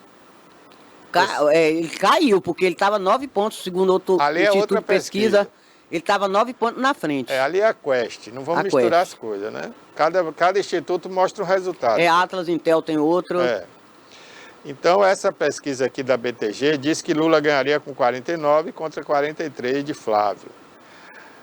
E nós estamos num período pré-campanha, não estamos ainda no período da campanha presidencial. Daqui para lá muita coisa vai acontecer, claro, né? Nós teremos aí muitas coisas. Inclusive, eu acho que o Flávio não explicou bem também, Toné, essa situação do Vorcaro.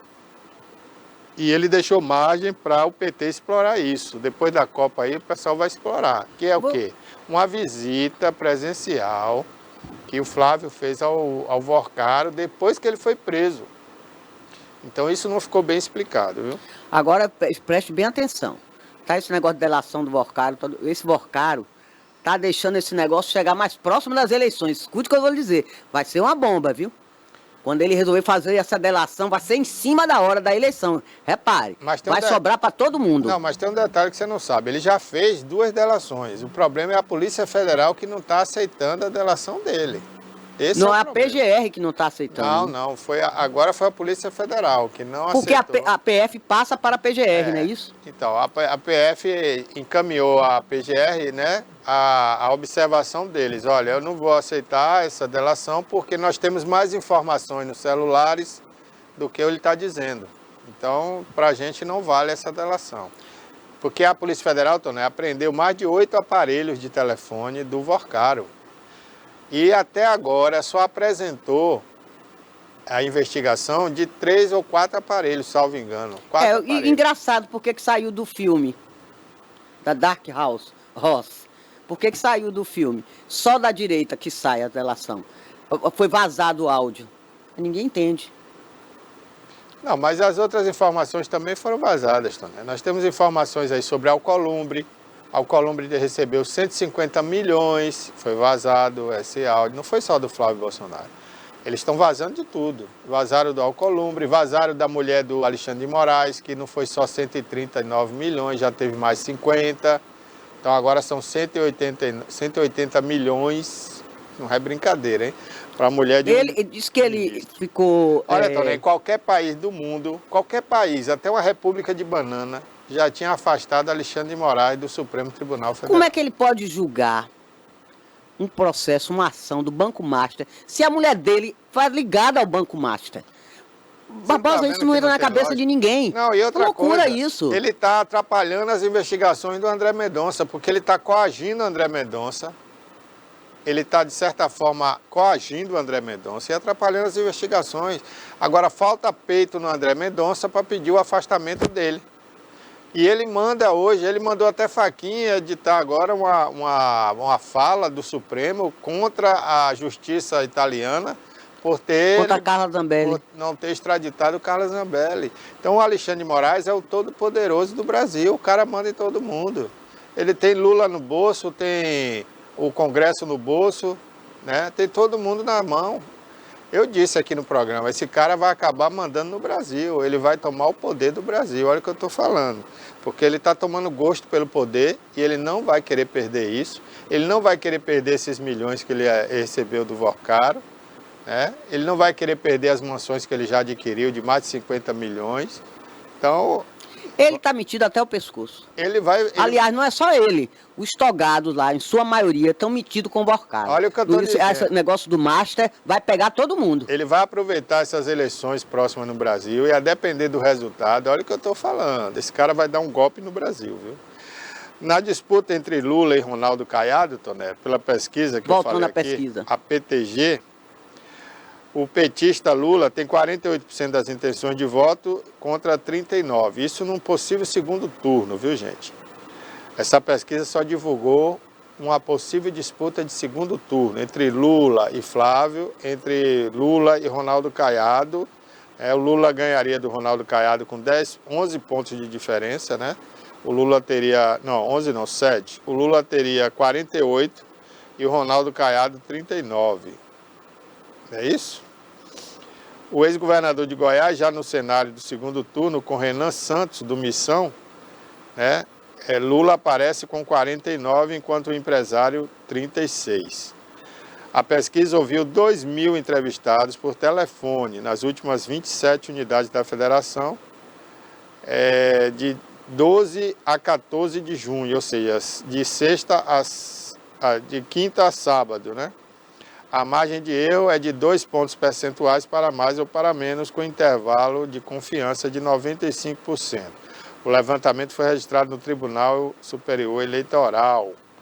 Então a pesquisa está registrada, né? Está aí, o Lula venceria. Agora eu acho que comparando com a outra pesquisa lá da Quest, que a diferença era de 9 pontos, agora está 6. Isso aí não dá. Ainda tem muita água para correr debaixo da ponte. Vamos ver. Tem outra coisa também, eles vão querer proibir, estão tentando proibir a exibição do filme sobre a vida de Bolsonaro. Tal do Dark Horse. Esse tal de filme que deu essa confusão. Mas vai ser exibido aqui no Brasil, eu acho que em setembro. Quer dizer, na véspera da eleição, Barbosa. Vai lotar, olha só o que eu estou dizendo, os cinemas. Vai ser loucura. Um deputado do PT... A gente até da esquerda, que é contra o pessoal do PT que é contra ele, vai ver o filme para falar mal, mas vai ter que ver. Inclusive, deputados do PT entraram no STF pedindo a não exibição do filme, é isso que eu falei. Mas o Nunes Mas baseado em quê? O Nunes Marques derrubou o pedido, alegando, né, que não tem legitimidade, porque quem pediu esse filme é um deputado e não um candidato a presidente. Bolsonaro também não é candidato a presidente, então não tem porquê, né, a não exibição desse filme. Mas eu acho que até lá muita água vai rolar e vai ter mais gente do PT aí pedindo para o filme não ser exibido, né? Vamos ver, né? Se não cair na mão do Alexandre de Moraes, dificilmente isso vai vingar. Mas se cair na mão do Alexandre, é capaz Ele está tentando, Barbosa, agora achou uma brecha, eles tentaram, o STF, de ter,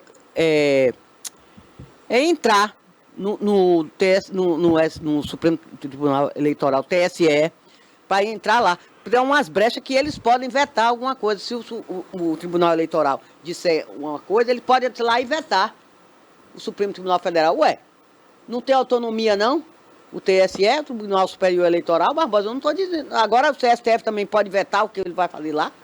No Brasil pode tudo. É um ministro julgando o outro? O que é isso? No Brasil de Alexandre de Moraes pode tudo. Então, para que tem Tribunal Eleitoral?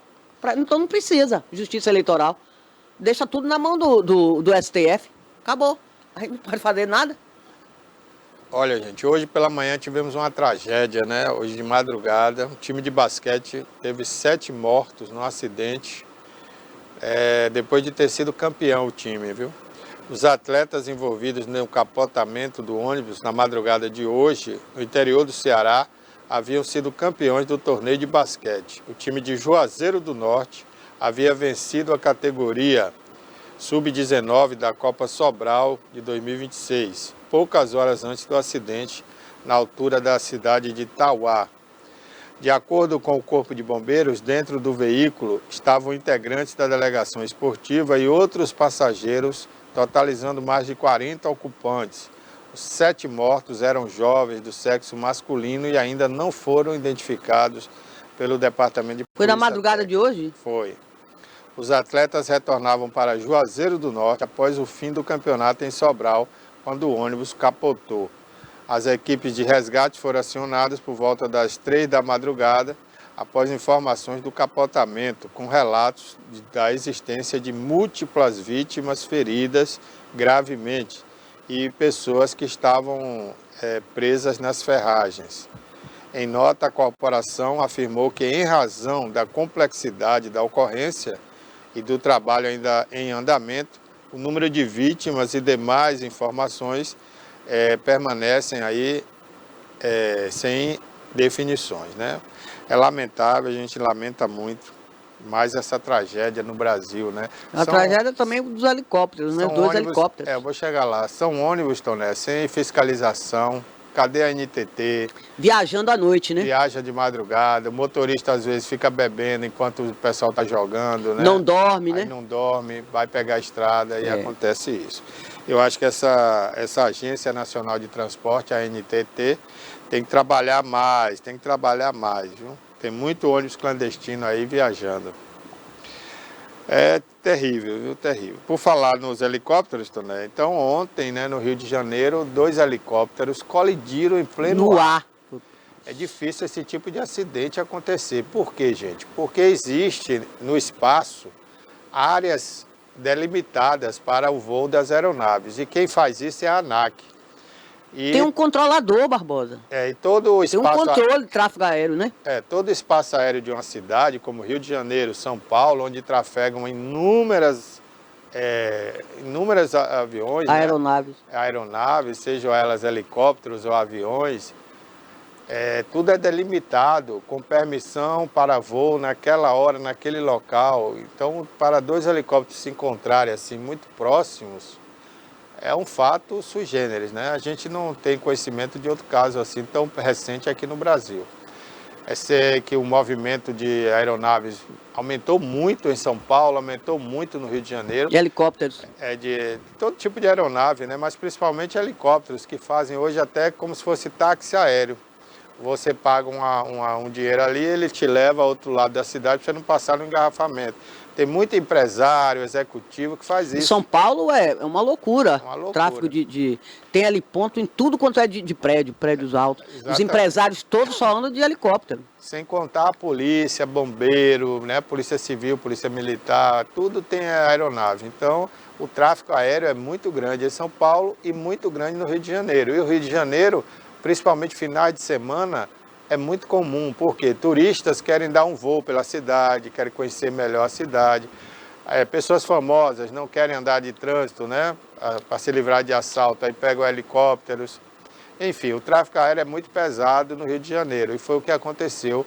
E duas aeronaves acabaram colidindo, caindo sobre um estacionamento da BYD. De carro elétrico. Carros elétricos, que estavam ali os carros para serem entregues aos seus compradores. E mais de 10 carros foram danificados ali. Quase 20, Barbosa. Não, por apenas uma aeronave, porque você não esperou terminar. E a outra Estou falando os carros. a outra aeronave que caiu mais adiante também acabou Danificou os carros. mais. Ainda bem, disse que ele fez uma manobra, o piloto, justamente para não cair numa área mais povoada. Caiu nesse estacionamento, que era dia de domingo e tudo. Isso é o que o povo diz, né? Mas eu acho que ali não deu tempo dele fazer manobra nenhuma, porque eu vi as imagens, quando ele colide com o outro, os dois saem girando, assim como se fosse um pedaço de Aí eu não vi essa ferro. imagem, já vi a fumaça lá. Eu vi as imagens, uma TV da Venezuela, inclusive, publicou as imagens, eu vi ontem. Eles colidem no ar e saem girando, então ali não teve tempo para nada. Eu acho que quando o piloto caiu já estava até desacordado, porque ele girou igual um parafuso e caiu. Enfim, terrível. Uma aeronave só tinha um piloto, né? O outro tinha 5 integrantes, era o piloto mais 4 passageiros. A aeronave que caiu e ficou intacta, parte dela ficou intacta, só tinha uma pessoa que era o piloto, né, que morreu na hora. Essa caiu sobre um carro. Alguns carros. E a outra aeronave que carregava uma pessoa de rede social, um influencer, né, da Argentina, um produtor do Brasil de áudio e vídeo e um artista norte-americano. Um cantor. Que era um cantor e que eles estavam se preparando para gravar um clipe. Um clipe em Angra dos Reis. E aí esse helicóptero caiu e explodiu. Esse que queimou maior incendiou, parte. aí esse foi pior. Caiu e queimou. Porque o outro ainda carros. ficou a fuselagem ainda inteira, intacta. O rabo do helicóptero lá ficou todo intacto, né? Aquela parte da fuselagem.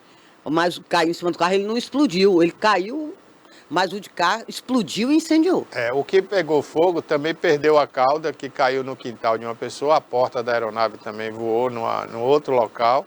E quando ele caiu com as pessoas, ele acabou explodindo ali, queimando, e ficou difícil Agora até eu não sei como eles fizeram a identificação rápida, foi porque pegou fogo, né?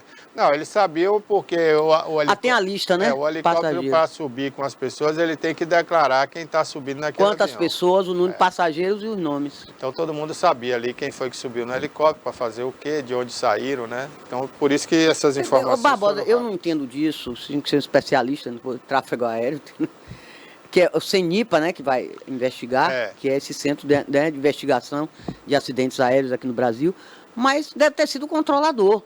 Como é que você está vendo que estão trafegando na mesma rota? Dois helicópteros na mesma direção, colidiram. Aí fica difícil, né? É aquela história que a gente falou há pouco aqui, das fatalidades, né, Toné? A gente fica procurando uma explicação para tudo, mas quando tem que acontecer uma tragédia, fica sem explicação mesmo, né? Depois a gente vai tentar entender, o inexplicado, né? Como é que uma aeronave foi colidir com a outra num espaço tão grande que tem, né? Para você desviar, enfim. Com as imagens a gente depois vai entender melhor, a própria polícia técnica vai explicar, né? Porque também eles falaram que o local fica próximo a uma avenida super povoada, densamente povoada e muito movimentada, que é a Avenida das Américas. Exato. Se ele tivesse caído lá, tinha matado pessoas em terra, como não aconteceu no solo. Ainda bem, né? Porque ele caiu no estacionamento, e era dia de domingo, não tinha funcionário, não tinha ninguém. Caiu só os carros, o prejuízo foi material.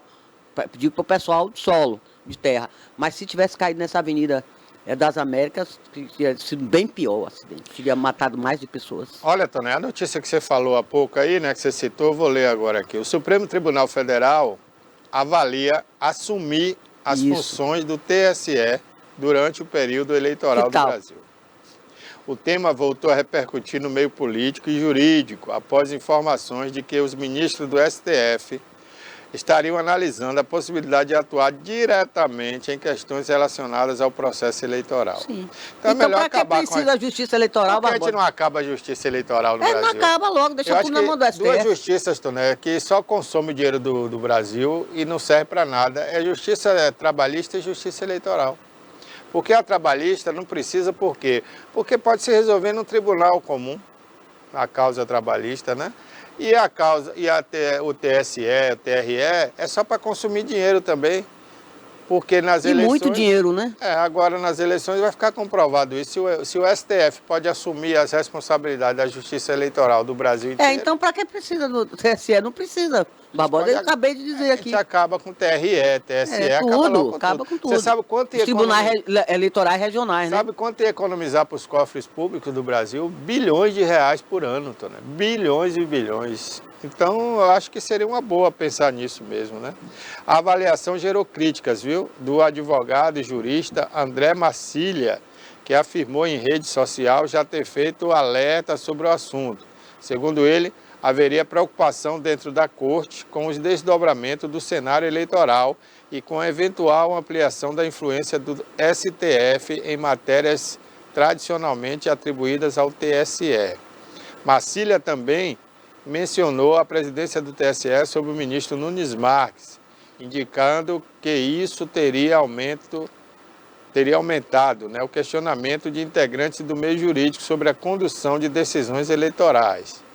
Aqui para nós, abre aspas, né, ou abre parêntese, é a fala que os correligionários bolsonaristas andaram dizendo de que o Nunes Marques absolveria o Bolsonaro antes das eleições. Isso está pesando aí para que o STF queira, como é que eu diria, rapaz, usurpar, né, os direitos aí de legislar na eleição. Bom, aí ele vai entrar realmente numa área que não é a dele. Lá o TSE pertence a Nunes Marques, né? Agora estaria com Nunes Marques e André Mendonça. Que é o presidente. André Mendonça, o vice. Não, o vice. Então, como é que fica? Então, para que eles foram eleitos? Se o ministro que agora... Não, é porque assim, infelizmente agora, eu disse aqui na instante, eu vou voltar a falar.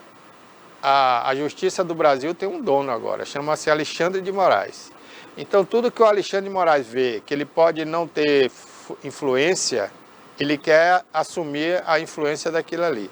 Como ele viu que ele não vai poder mandar nas eleições como ele fez da outra vez, ele quer ser a vitrine. Ele quer ver uma brecha jurídica para eles mandarem, porque Não existe essa brecha. O que existe Mas está tendo essa avaliação, Barbosa, aí. Não é avaliação. Ele quer usurpar esse poder. Agora, com a aquiescência do presidente do STF, né? Porque é uma barata tonta aquele ministro, né?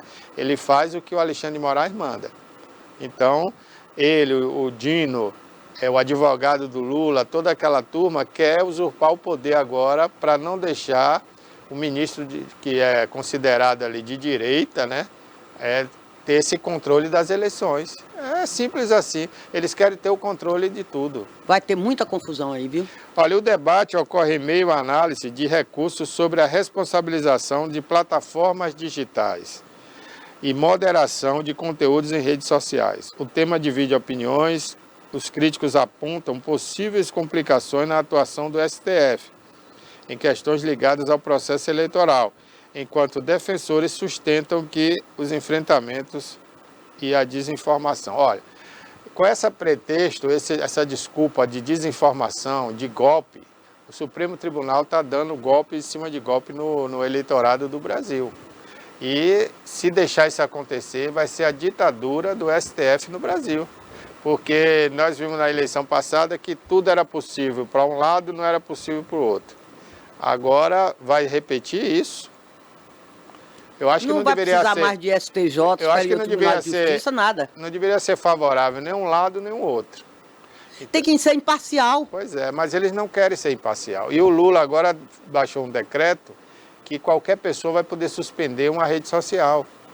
Então, o Supremo está vendo isso. Por quê? Porque isso vai parar no TSE.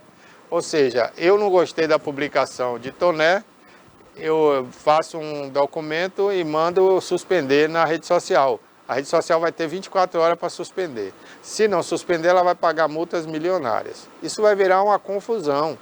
Então a rede social vai apelar para quem? Para a justiça eleitoral. Ó, vocês é que vão julgar o que é que eu tiro do ar, o que é que eu não tiro. Então o TSE vai ter esse poder de dizer, não, isso aqui você tira, isso aqui você não tira. E aí o Alexandre de Moraes e sua turma, eles querem, de certa forma, ter esse poder na mão durante as eleições. Esse é o problema. Então, para que precisa de Tribunal Superior Eleitoral? Não precisa de TSE, não precisa de Justiça Eleitoral. Se eles que vão dar a última palavra. Então se o TSE vai julgar alguma ação improcedente, aí ele vai chegar lá, procedente, ele vai chegar lá e dizer que é improcedente. Então, para quê? Para que serve o TSE? Com a palavra, os senadores da República, né? Porque agora virou moda o STF legislar, né? E legislar em causa própria, ainda por cima, né? Manda no Executivo e manda no Congresso. Mas está tudo errado, Barbosa. A partir do momento que quem escolhe os ministros de uma corte são os presidentes. Então não pode, é o Executivo que escolhe quem vai dirigir o Judiciário, quem vai presidir o Judiciário. Escolhe os ministros que vão entregar à corte. Então está errado. Tinha que ser notório saber jurídico, não sei o quê, não tem. Tem esse Zanin que está lá, que foi advogado de Lula. Tem esse Dino, foi ministro da Justiça de Lula. O outro foi de Bolsonaro, Nunimar, que é da Mendonça. O outro foi o Alexandre de Moraes foi de, como é o nome dele? Do presidente. Temer. Hein? Temer. Michel Temer. Então eles são nomeados, indicados pelo presidente de plantão. Então não funciona assim.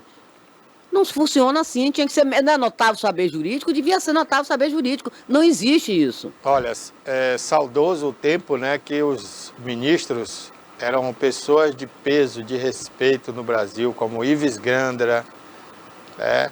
Tivemos grandes homens, né? Tivemos aquele outro jurista famoso no Brasil, foi professor das maiores faculdades de direito do Brasil. Mas hoje é um bando de mequetrefe. É politicagem. Hoje é político. Mequetrefe, gente. Ali tem até alguns que se salvam no notável saber jurídico, né?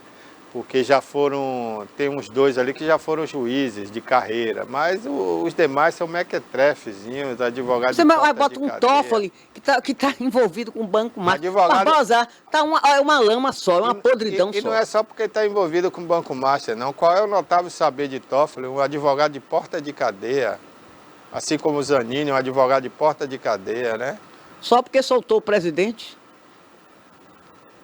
É para os amigos tudo, né? Para o povo nada. Esse é o problema do Brasil.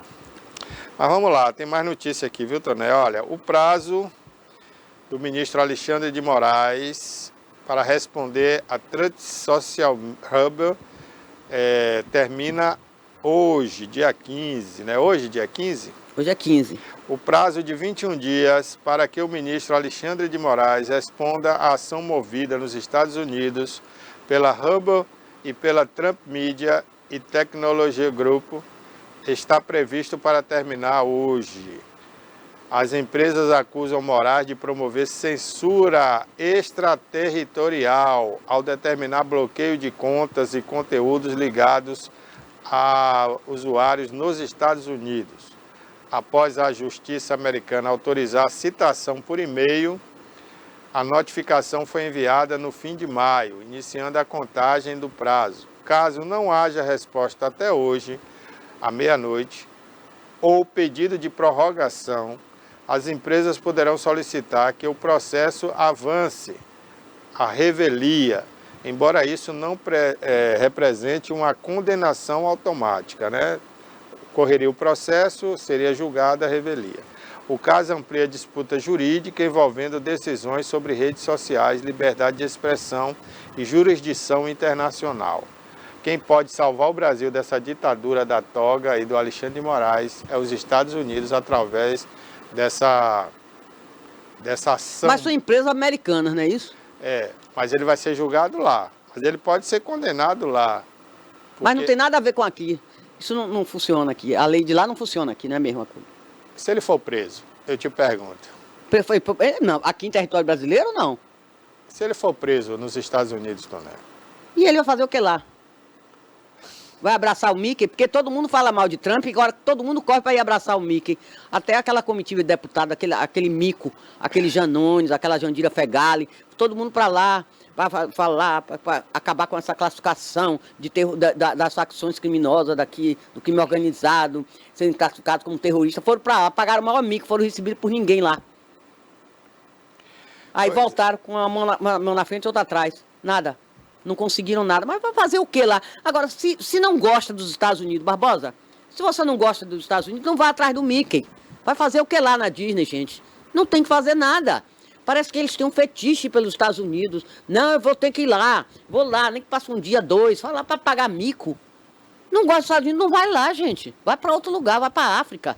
Vai lá para o Sudão, lá para Gana, onde está lá o Congo, que só tem guerra lá. Vai para Gaza, vai para lá. Vai para a Ucrânia. Mas vai fazer o que nos Estados Unidos se não gosta dos Estados Unidos, se não gosta de Trump, não gosta de ninguém lá?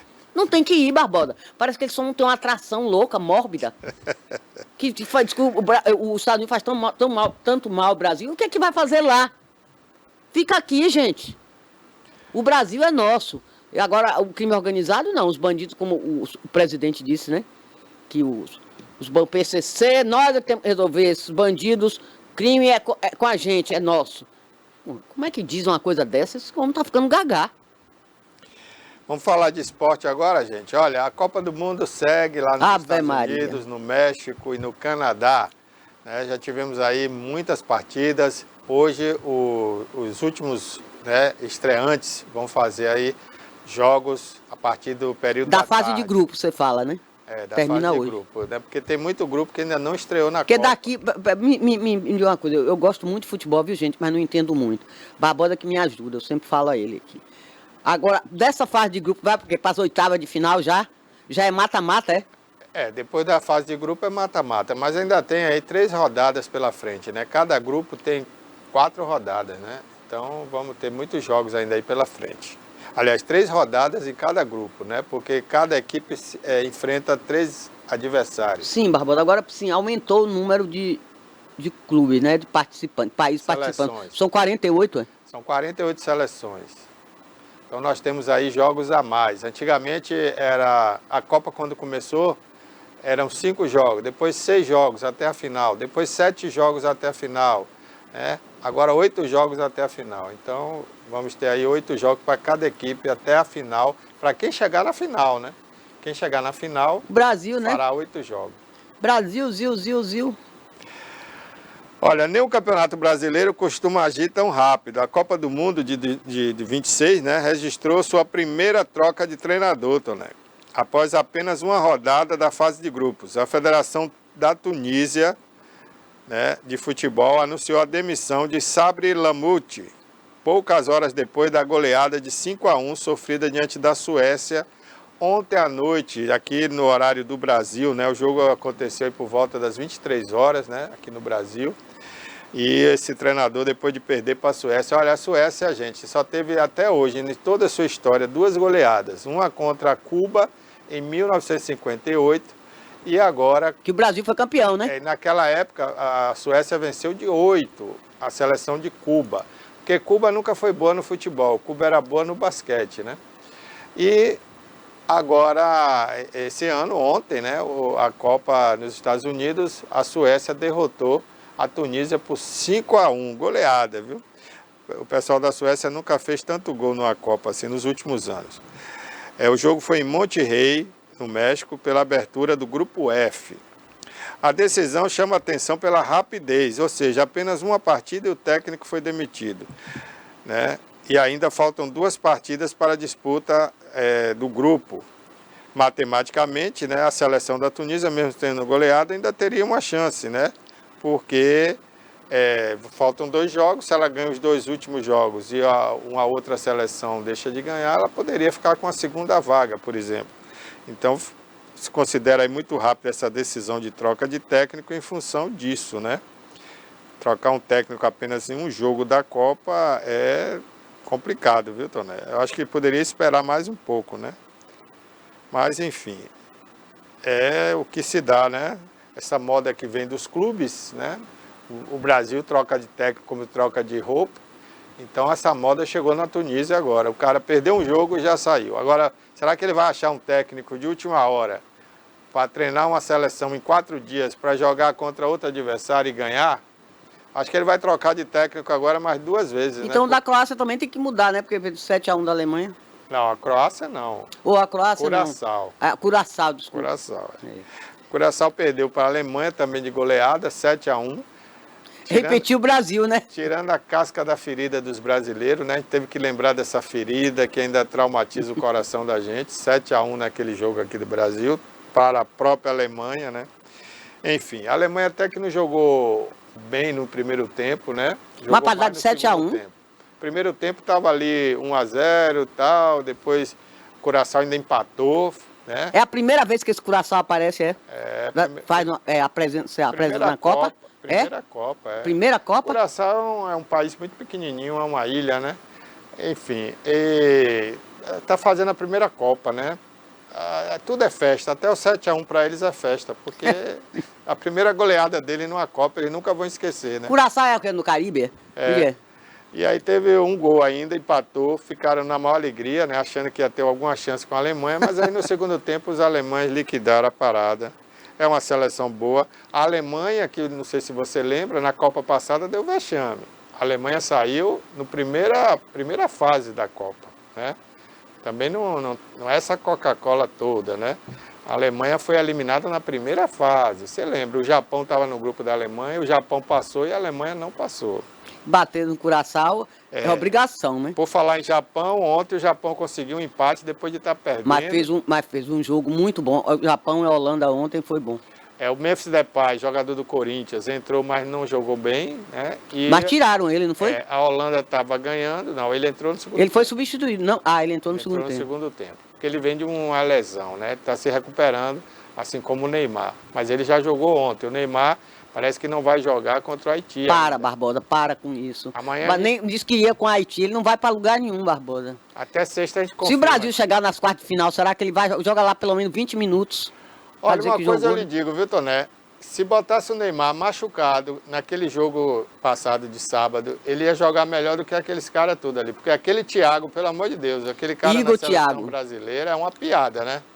E Casemiro, que anda em campo, capitão. Casemiro também não está jogando nada. Casemiro, para jogar ali no meio de campo, o técnico vai ter que puxar 2 jogadores só para ajudar ele. Então é melhor não ter Casemiro, porque você vai ter menos 2 jogadores no ataque. Ele está passeando em campo, ele não tem mais ritmo de jogo. Pois é. Barbosa, desculpa, eu não entendo futebol, eu vou falar para vocês, eu gosto de futebol. Eu acho que está faltando criatividade. Não é só criatividade, está faltando vigor físico e raça. É o que vontade de jogar. Os jogadores do Brasil não estão correndo, não estão dividindo a bola. Quando divide, tira o pezinho, né, para não se machucar. Mas isso não é jogo de Copa do Mundo. Copa do Mundo você tem que dar a vida ali, tem que botar o pé mesmo, tem que rachar. Né, e isso não está acontecendo no Brasil. E o Casemiro, que você falou aí, Casemiro vem de uma temporada que ele se despediu no Manchester United. Ele já é um jogador veterano. Ele não vai voltar mais não, Não, né? Ele já encerrou carreira no Manchester United. Só se ele vier jogar no Brasil, né? Para encerrar a carreira aqui no Brasil, porque aqui ele tem um xodó ali com São Paulo, pode ser que ele venha. Mas lá na Europa ele não joga mais, né? Já encerrou carreira. Então o técnico tem ele como um jogador de confiança, porque ele jogou muito tempo no Real Madrid, né? tem aquela amizade ali com todo mundo, o Ancelotti quer prestigiar e talvez não tenha um jogador hoje à altura, assim, de nome, né, de peso para botar ali na cabeça de área do Brasil. Porque o jogador Casimiro, ele é uma espécie de líbero, ele fica ali entre o meio de campo e a zaga, né, fazendo aquela varredura ali para o adversário não passar. Mas só que ele está parecendo um caminhão carregado de chumbo. Ele não consegue correr, ele não consegue se virar. Aí tem que trazer... Ele não tem mais ritmo de jogo. Aí o técnico tem que puxar os dois meias ali, o meia esquerdo e o meia direita, para vir para o meio campo ajudar ele. Mas aí perde no ataque, porque esses dois jogadores que deveriam estar apoiando ali, né, Vinícius Júnior e apoiando o outro lado ali para a entrada na área, esses jogadores têm que recuar para ajudar o Casimiro. Então está ficando ruim a presença do Casimiro no meio campo. Eu espero que o Ancelotti, até sexta-feira, acha ali outro jogador, um meio Bota termo. Neymar, ô Barbosa. Não, mas Neymar não joga nessa posição, né, também. Neymar é A avançado. posição dele é Caicai. Olha, o Neymar vai fazer você bater em sua Barbosa, você gostou do jogo? Marrocos mostrou que sabe jogar. Por falar nisso... Que o nego subestimou o Marrocos, não foi? Já que você falou do Neymar, olha essa notícia aqui, ó. Filho de Gilmar Mendes bate no peito e proclama: eu que convoquei o Neymar, fui eu. Filho do Gilmar Mendes. Aí o torcedor... É quem manda, né? Aí o brasileiro fala assim, ué, mas peraí, o que é que tem Gilmar Mendes do Supremo Tribunal Federal com a seleção brasileira? Isso é um país de ditadura, de exército, que o tribunal manda na seleção? Não. Manda convocar, manda lista. Aí tem muito mais coisa do que você pensa. Tem uma tramamóia aí de dinheiro, que Gilmar Mendes é sócio do presidente da CBF em uma empresa, uma maracutaia, sabe? E quem segurou ali o antigo presidente da CBF no cargo durante um tempo foi o Gilmar Mendes. Gilmar Mendes é sócio de... Rapaz, olha... É uma lama só. É um lamaçal. E agora o filho de Gilmar sai com essa. Olha o que ele disse aqui, ó. Quem decidiu a volta de Neymar à seleção? A convocação do camisa 10 voltou ao centro do debate após uma fala atribuída a Francisco Mendes Filho, do ministro Gilmar Mendes. Segundo o jornal, aliás, de Brasília, né? Essa denúncia foi feita por um jornal de Brasília, com base em informações divulgadas pelo colunista Lauro Jardim, do Globo. O Francisco teria dito aos interlocutores durante um evento em Lisboa, lá em Portugal, um evento que foi uma farra com dinheiro público, né? É o Fórum de Lisboa. Não, Foi é o fórum feito na faculdade de Gilmar Mendes, que é o chamado... Não foi agora, Gilmar recentemente? Palusa. Gilmar Palusa. Foi uma farra com dinheiro público lá, viu? Muita gente foi do Brasil para lá com dinheiro público. Aí, segundo esse jornal e segundo Lauro Jardim, o Francisco teria dito a interlocutores durante esse evento lá em Lisboa: quem convocou o Neymar fui eu. A publicação ressalta que não é possível confirmar se a frase foi literal ou se ocorreu em tom de demonstração de força, de influência. De poder. E de poder. Francisco Mendes não ocupa nenhum cargo estatutário na direção da CBF. É isso que eu ia perguntar, se ele tem, o que ele tem a ver com o universo do futebol. Pois é, mas é vice-presidente da Federação do Mato Grosso de Futebol e dirige o Instituto, né, do pai, parceiro da CBF. Olha que rolo, que maracutaia o Brasil tá, gente. É ramificação de corrupção em tudo que é lugar, é no futebol, é na justiça, em tudo que é lugar. Está um dedo desses caras aí do Supremo Tribunal, porque eles acham que mandam no Brasil. Um absurdo isso. Essa convocação de Neymar deve ter sido política, viu? Eu acho, sei lá. Aqui, política não, foi Aí. poder, né? Tá aqui. O judiciário manda até no futebol. Bonito pra sua cara, né? Olha, para a gente encerrar, Tonel, o programa, já estamos aí quase chegando ao finalzinho, o ministro Alexandre de Moraes, do Supremo Tribunal Federal, negou pedido de defesa, da Defensoria Pública, perdão. Ele negou hoje o pedido da Defensoria Pública da União para adiar o julgamento da primeira turma da Corte, previsto para amanhã, que tem o ex-deputado Eduardo Bolsonaro como réu. O ex-deputado pode ser condenado por coação do curso do processo que resultou na pena de 27 anos e 3 meses imposta ao pai. presidente Jair Bolsonaro na tentativa de golpe de Estado. Olha, que coisas absurdas estão acontecendo no Brasil e as pessoas não têm coragem e capacidade de falar, Tonete. O que Eduardo Bolsonaro fez lá nos Estados Unidos, o advogado de Lula, que hoje está no Supremo Tribunal Federal, junto com deputados e senadores do PT, fizeram quando Lula foi preso, foi a mesma coisa. Eles foram ocupar as tribunas de tudo que era país, dizendo que o Brasil era uma república de banana. Naquela época eles diziam isso, que a República de Curitiba estava prendendo um homem inocente, que era Lula. E eles percorreram tribunais de tudo que foi lugar do mundo, não foi só nos Estados Unidos, não. E esses elementos não foram considerados inimigos da pátria, né? Agora, o cara que eu não tenho nenhuma simpatia por ele, é bom que se diga, né? Eduardo Bolsonaro. Eu acho que ele até atrapalhou mais do que ajudou o pai dele, quando o pai dele era presidente. É um cara complicado, parece que não bate bem da cabeça. Foi para os Estados Unidos exercer um direito dele, de filho, de lutar pela liberdade do pai. É condenado num processo que sequer ele pode participar, porque ele está fugido, né, de um país que está lhe perseguindo, tirou o cargo de deputado dele, tirou o emprego dele da Polícia Federal, está perseguindo o rapaz. Se ele viesse para o Brasil, ele seria preso sem julgamento, sem direito a nada. E agora vai ser julgado a revelia por Alexandre de Moraes, que quer tirar a atenção da falcatrua do Banco Master, que ele tirou aí mais de 180 milhões com a mulher dele, tirar as atenções do povo para ele como se fosse um herói da nação, julgando um deputado que foi pedir a liberdade do pai nos Estados Unidos. Isso é crime? Desde quando isso é crime? Então tinha que retroagir e prender lá todo mundo que foi falar da prisão do Lula em 2016, não foi? 2016. 2016 e 2017. Aquela turma lá percorreu vários países aí, alegando que Lula era inocente. Tanto é inocente que ele foi descondenado, né? E foi candidato a presidente e ganhou. Ganhou, quer dizer, sei lá como. No Brasil tudo é possível. O Brasil é surreal. É. Olha, gente, você que está assistindo a reprise desse programa, a gente teve alguns problemas aqui devido ao fornecimento de internet, né? Está uma confusão aqui no Alto das Comunicações, muitas empresas mexendo aqui na fiação. Muitas operadoras. Muitas operadoras mexendo na fiação aqui de fibra ótica, né? Desde sexta-feira a gente está tendo problemas aqui na internet, tá? Mas a partir de amanhã eu espero estar regularizado, tá bom? Bom, Tonete, tem mais alguma coisa aí? Não, agradecer, até a próxima. Boa tarde a todos, TVI, 20 anos. Até lá.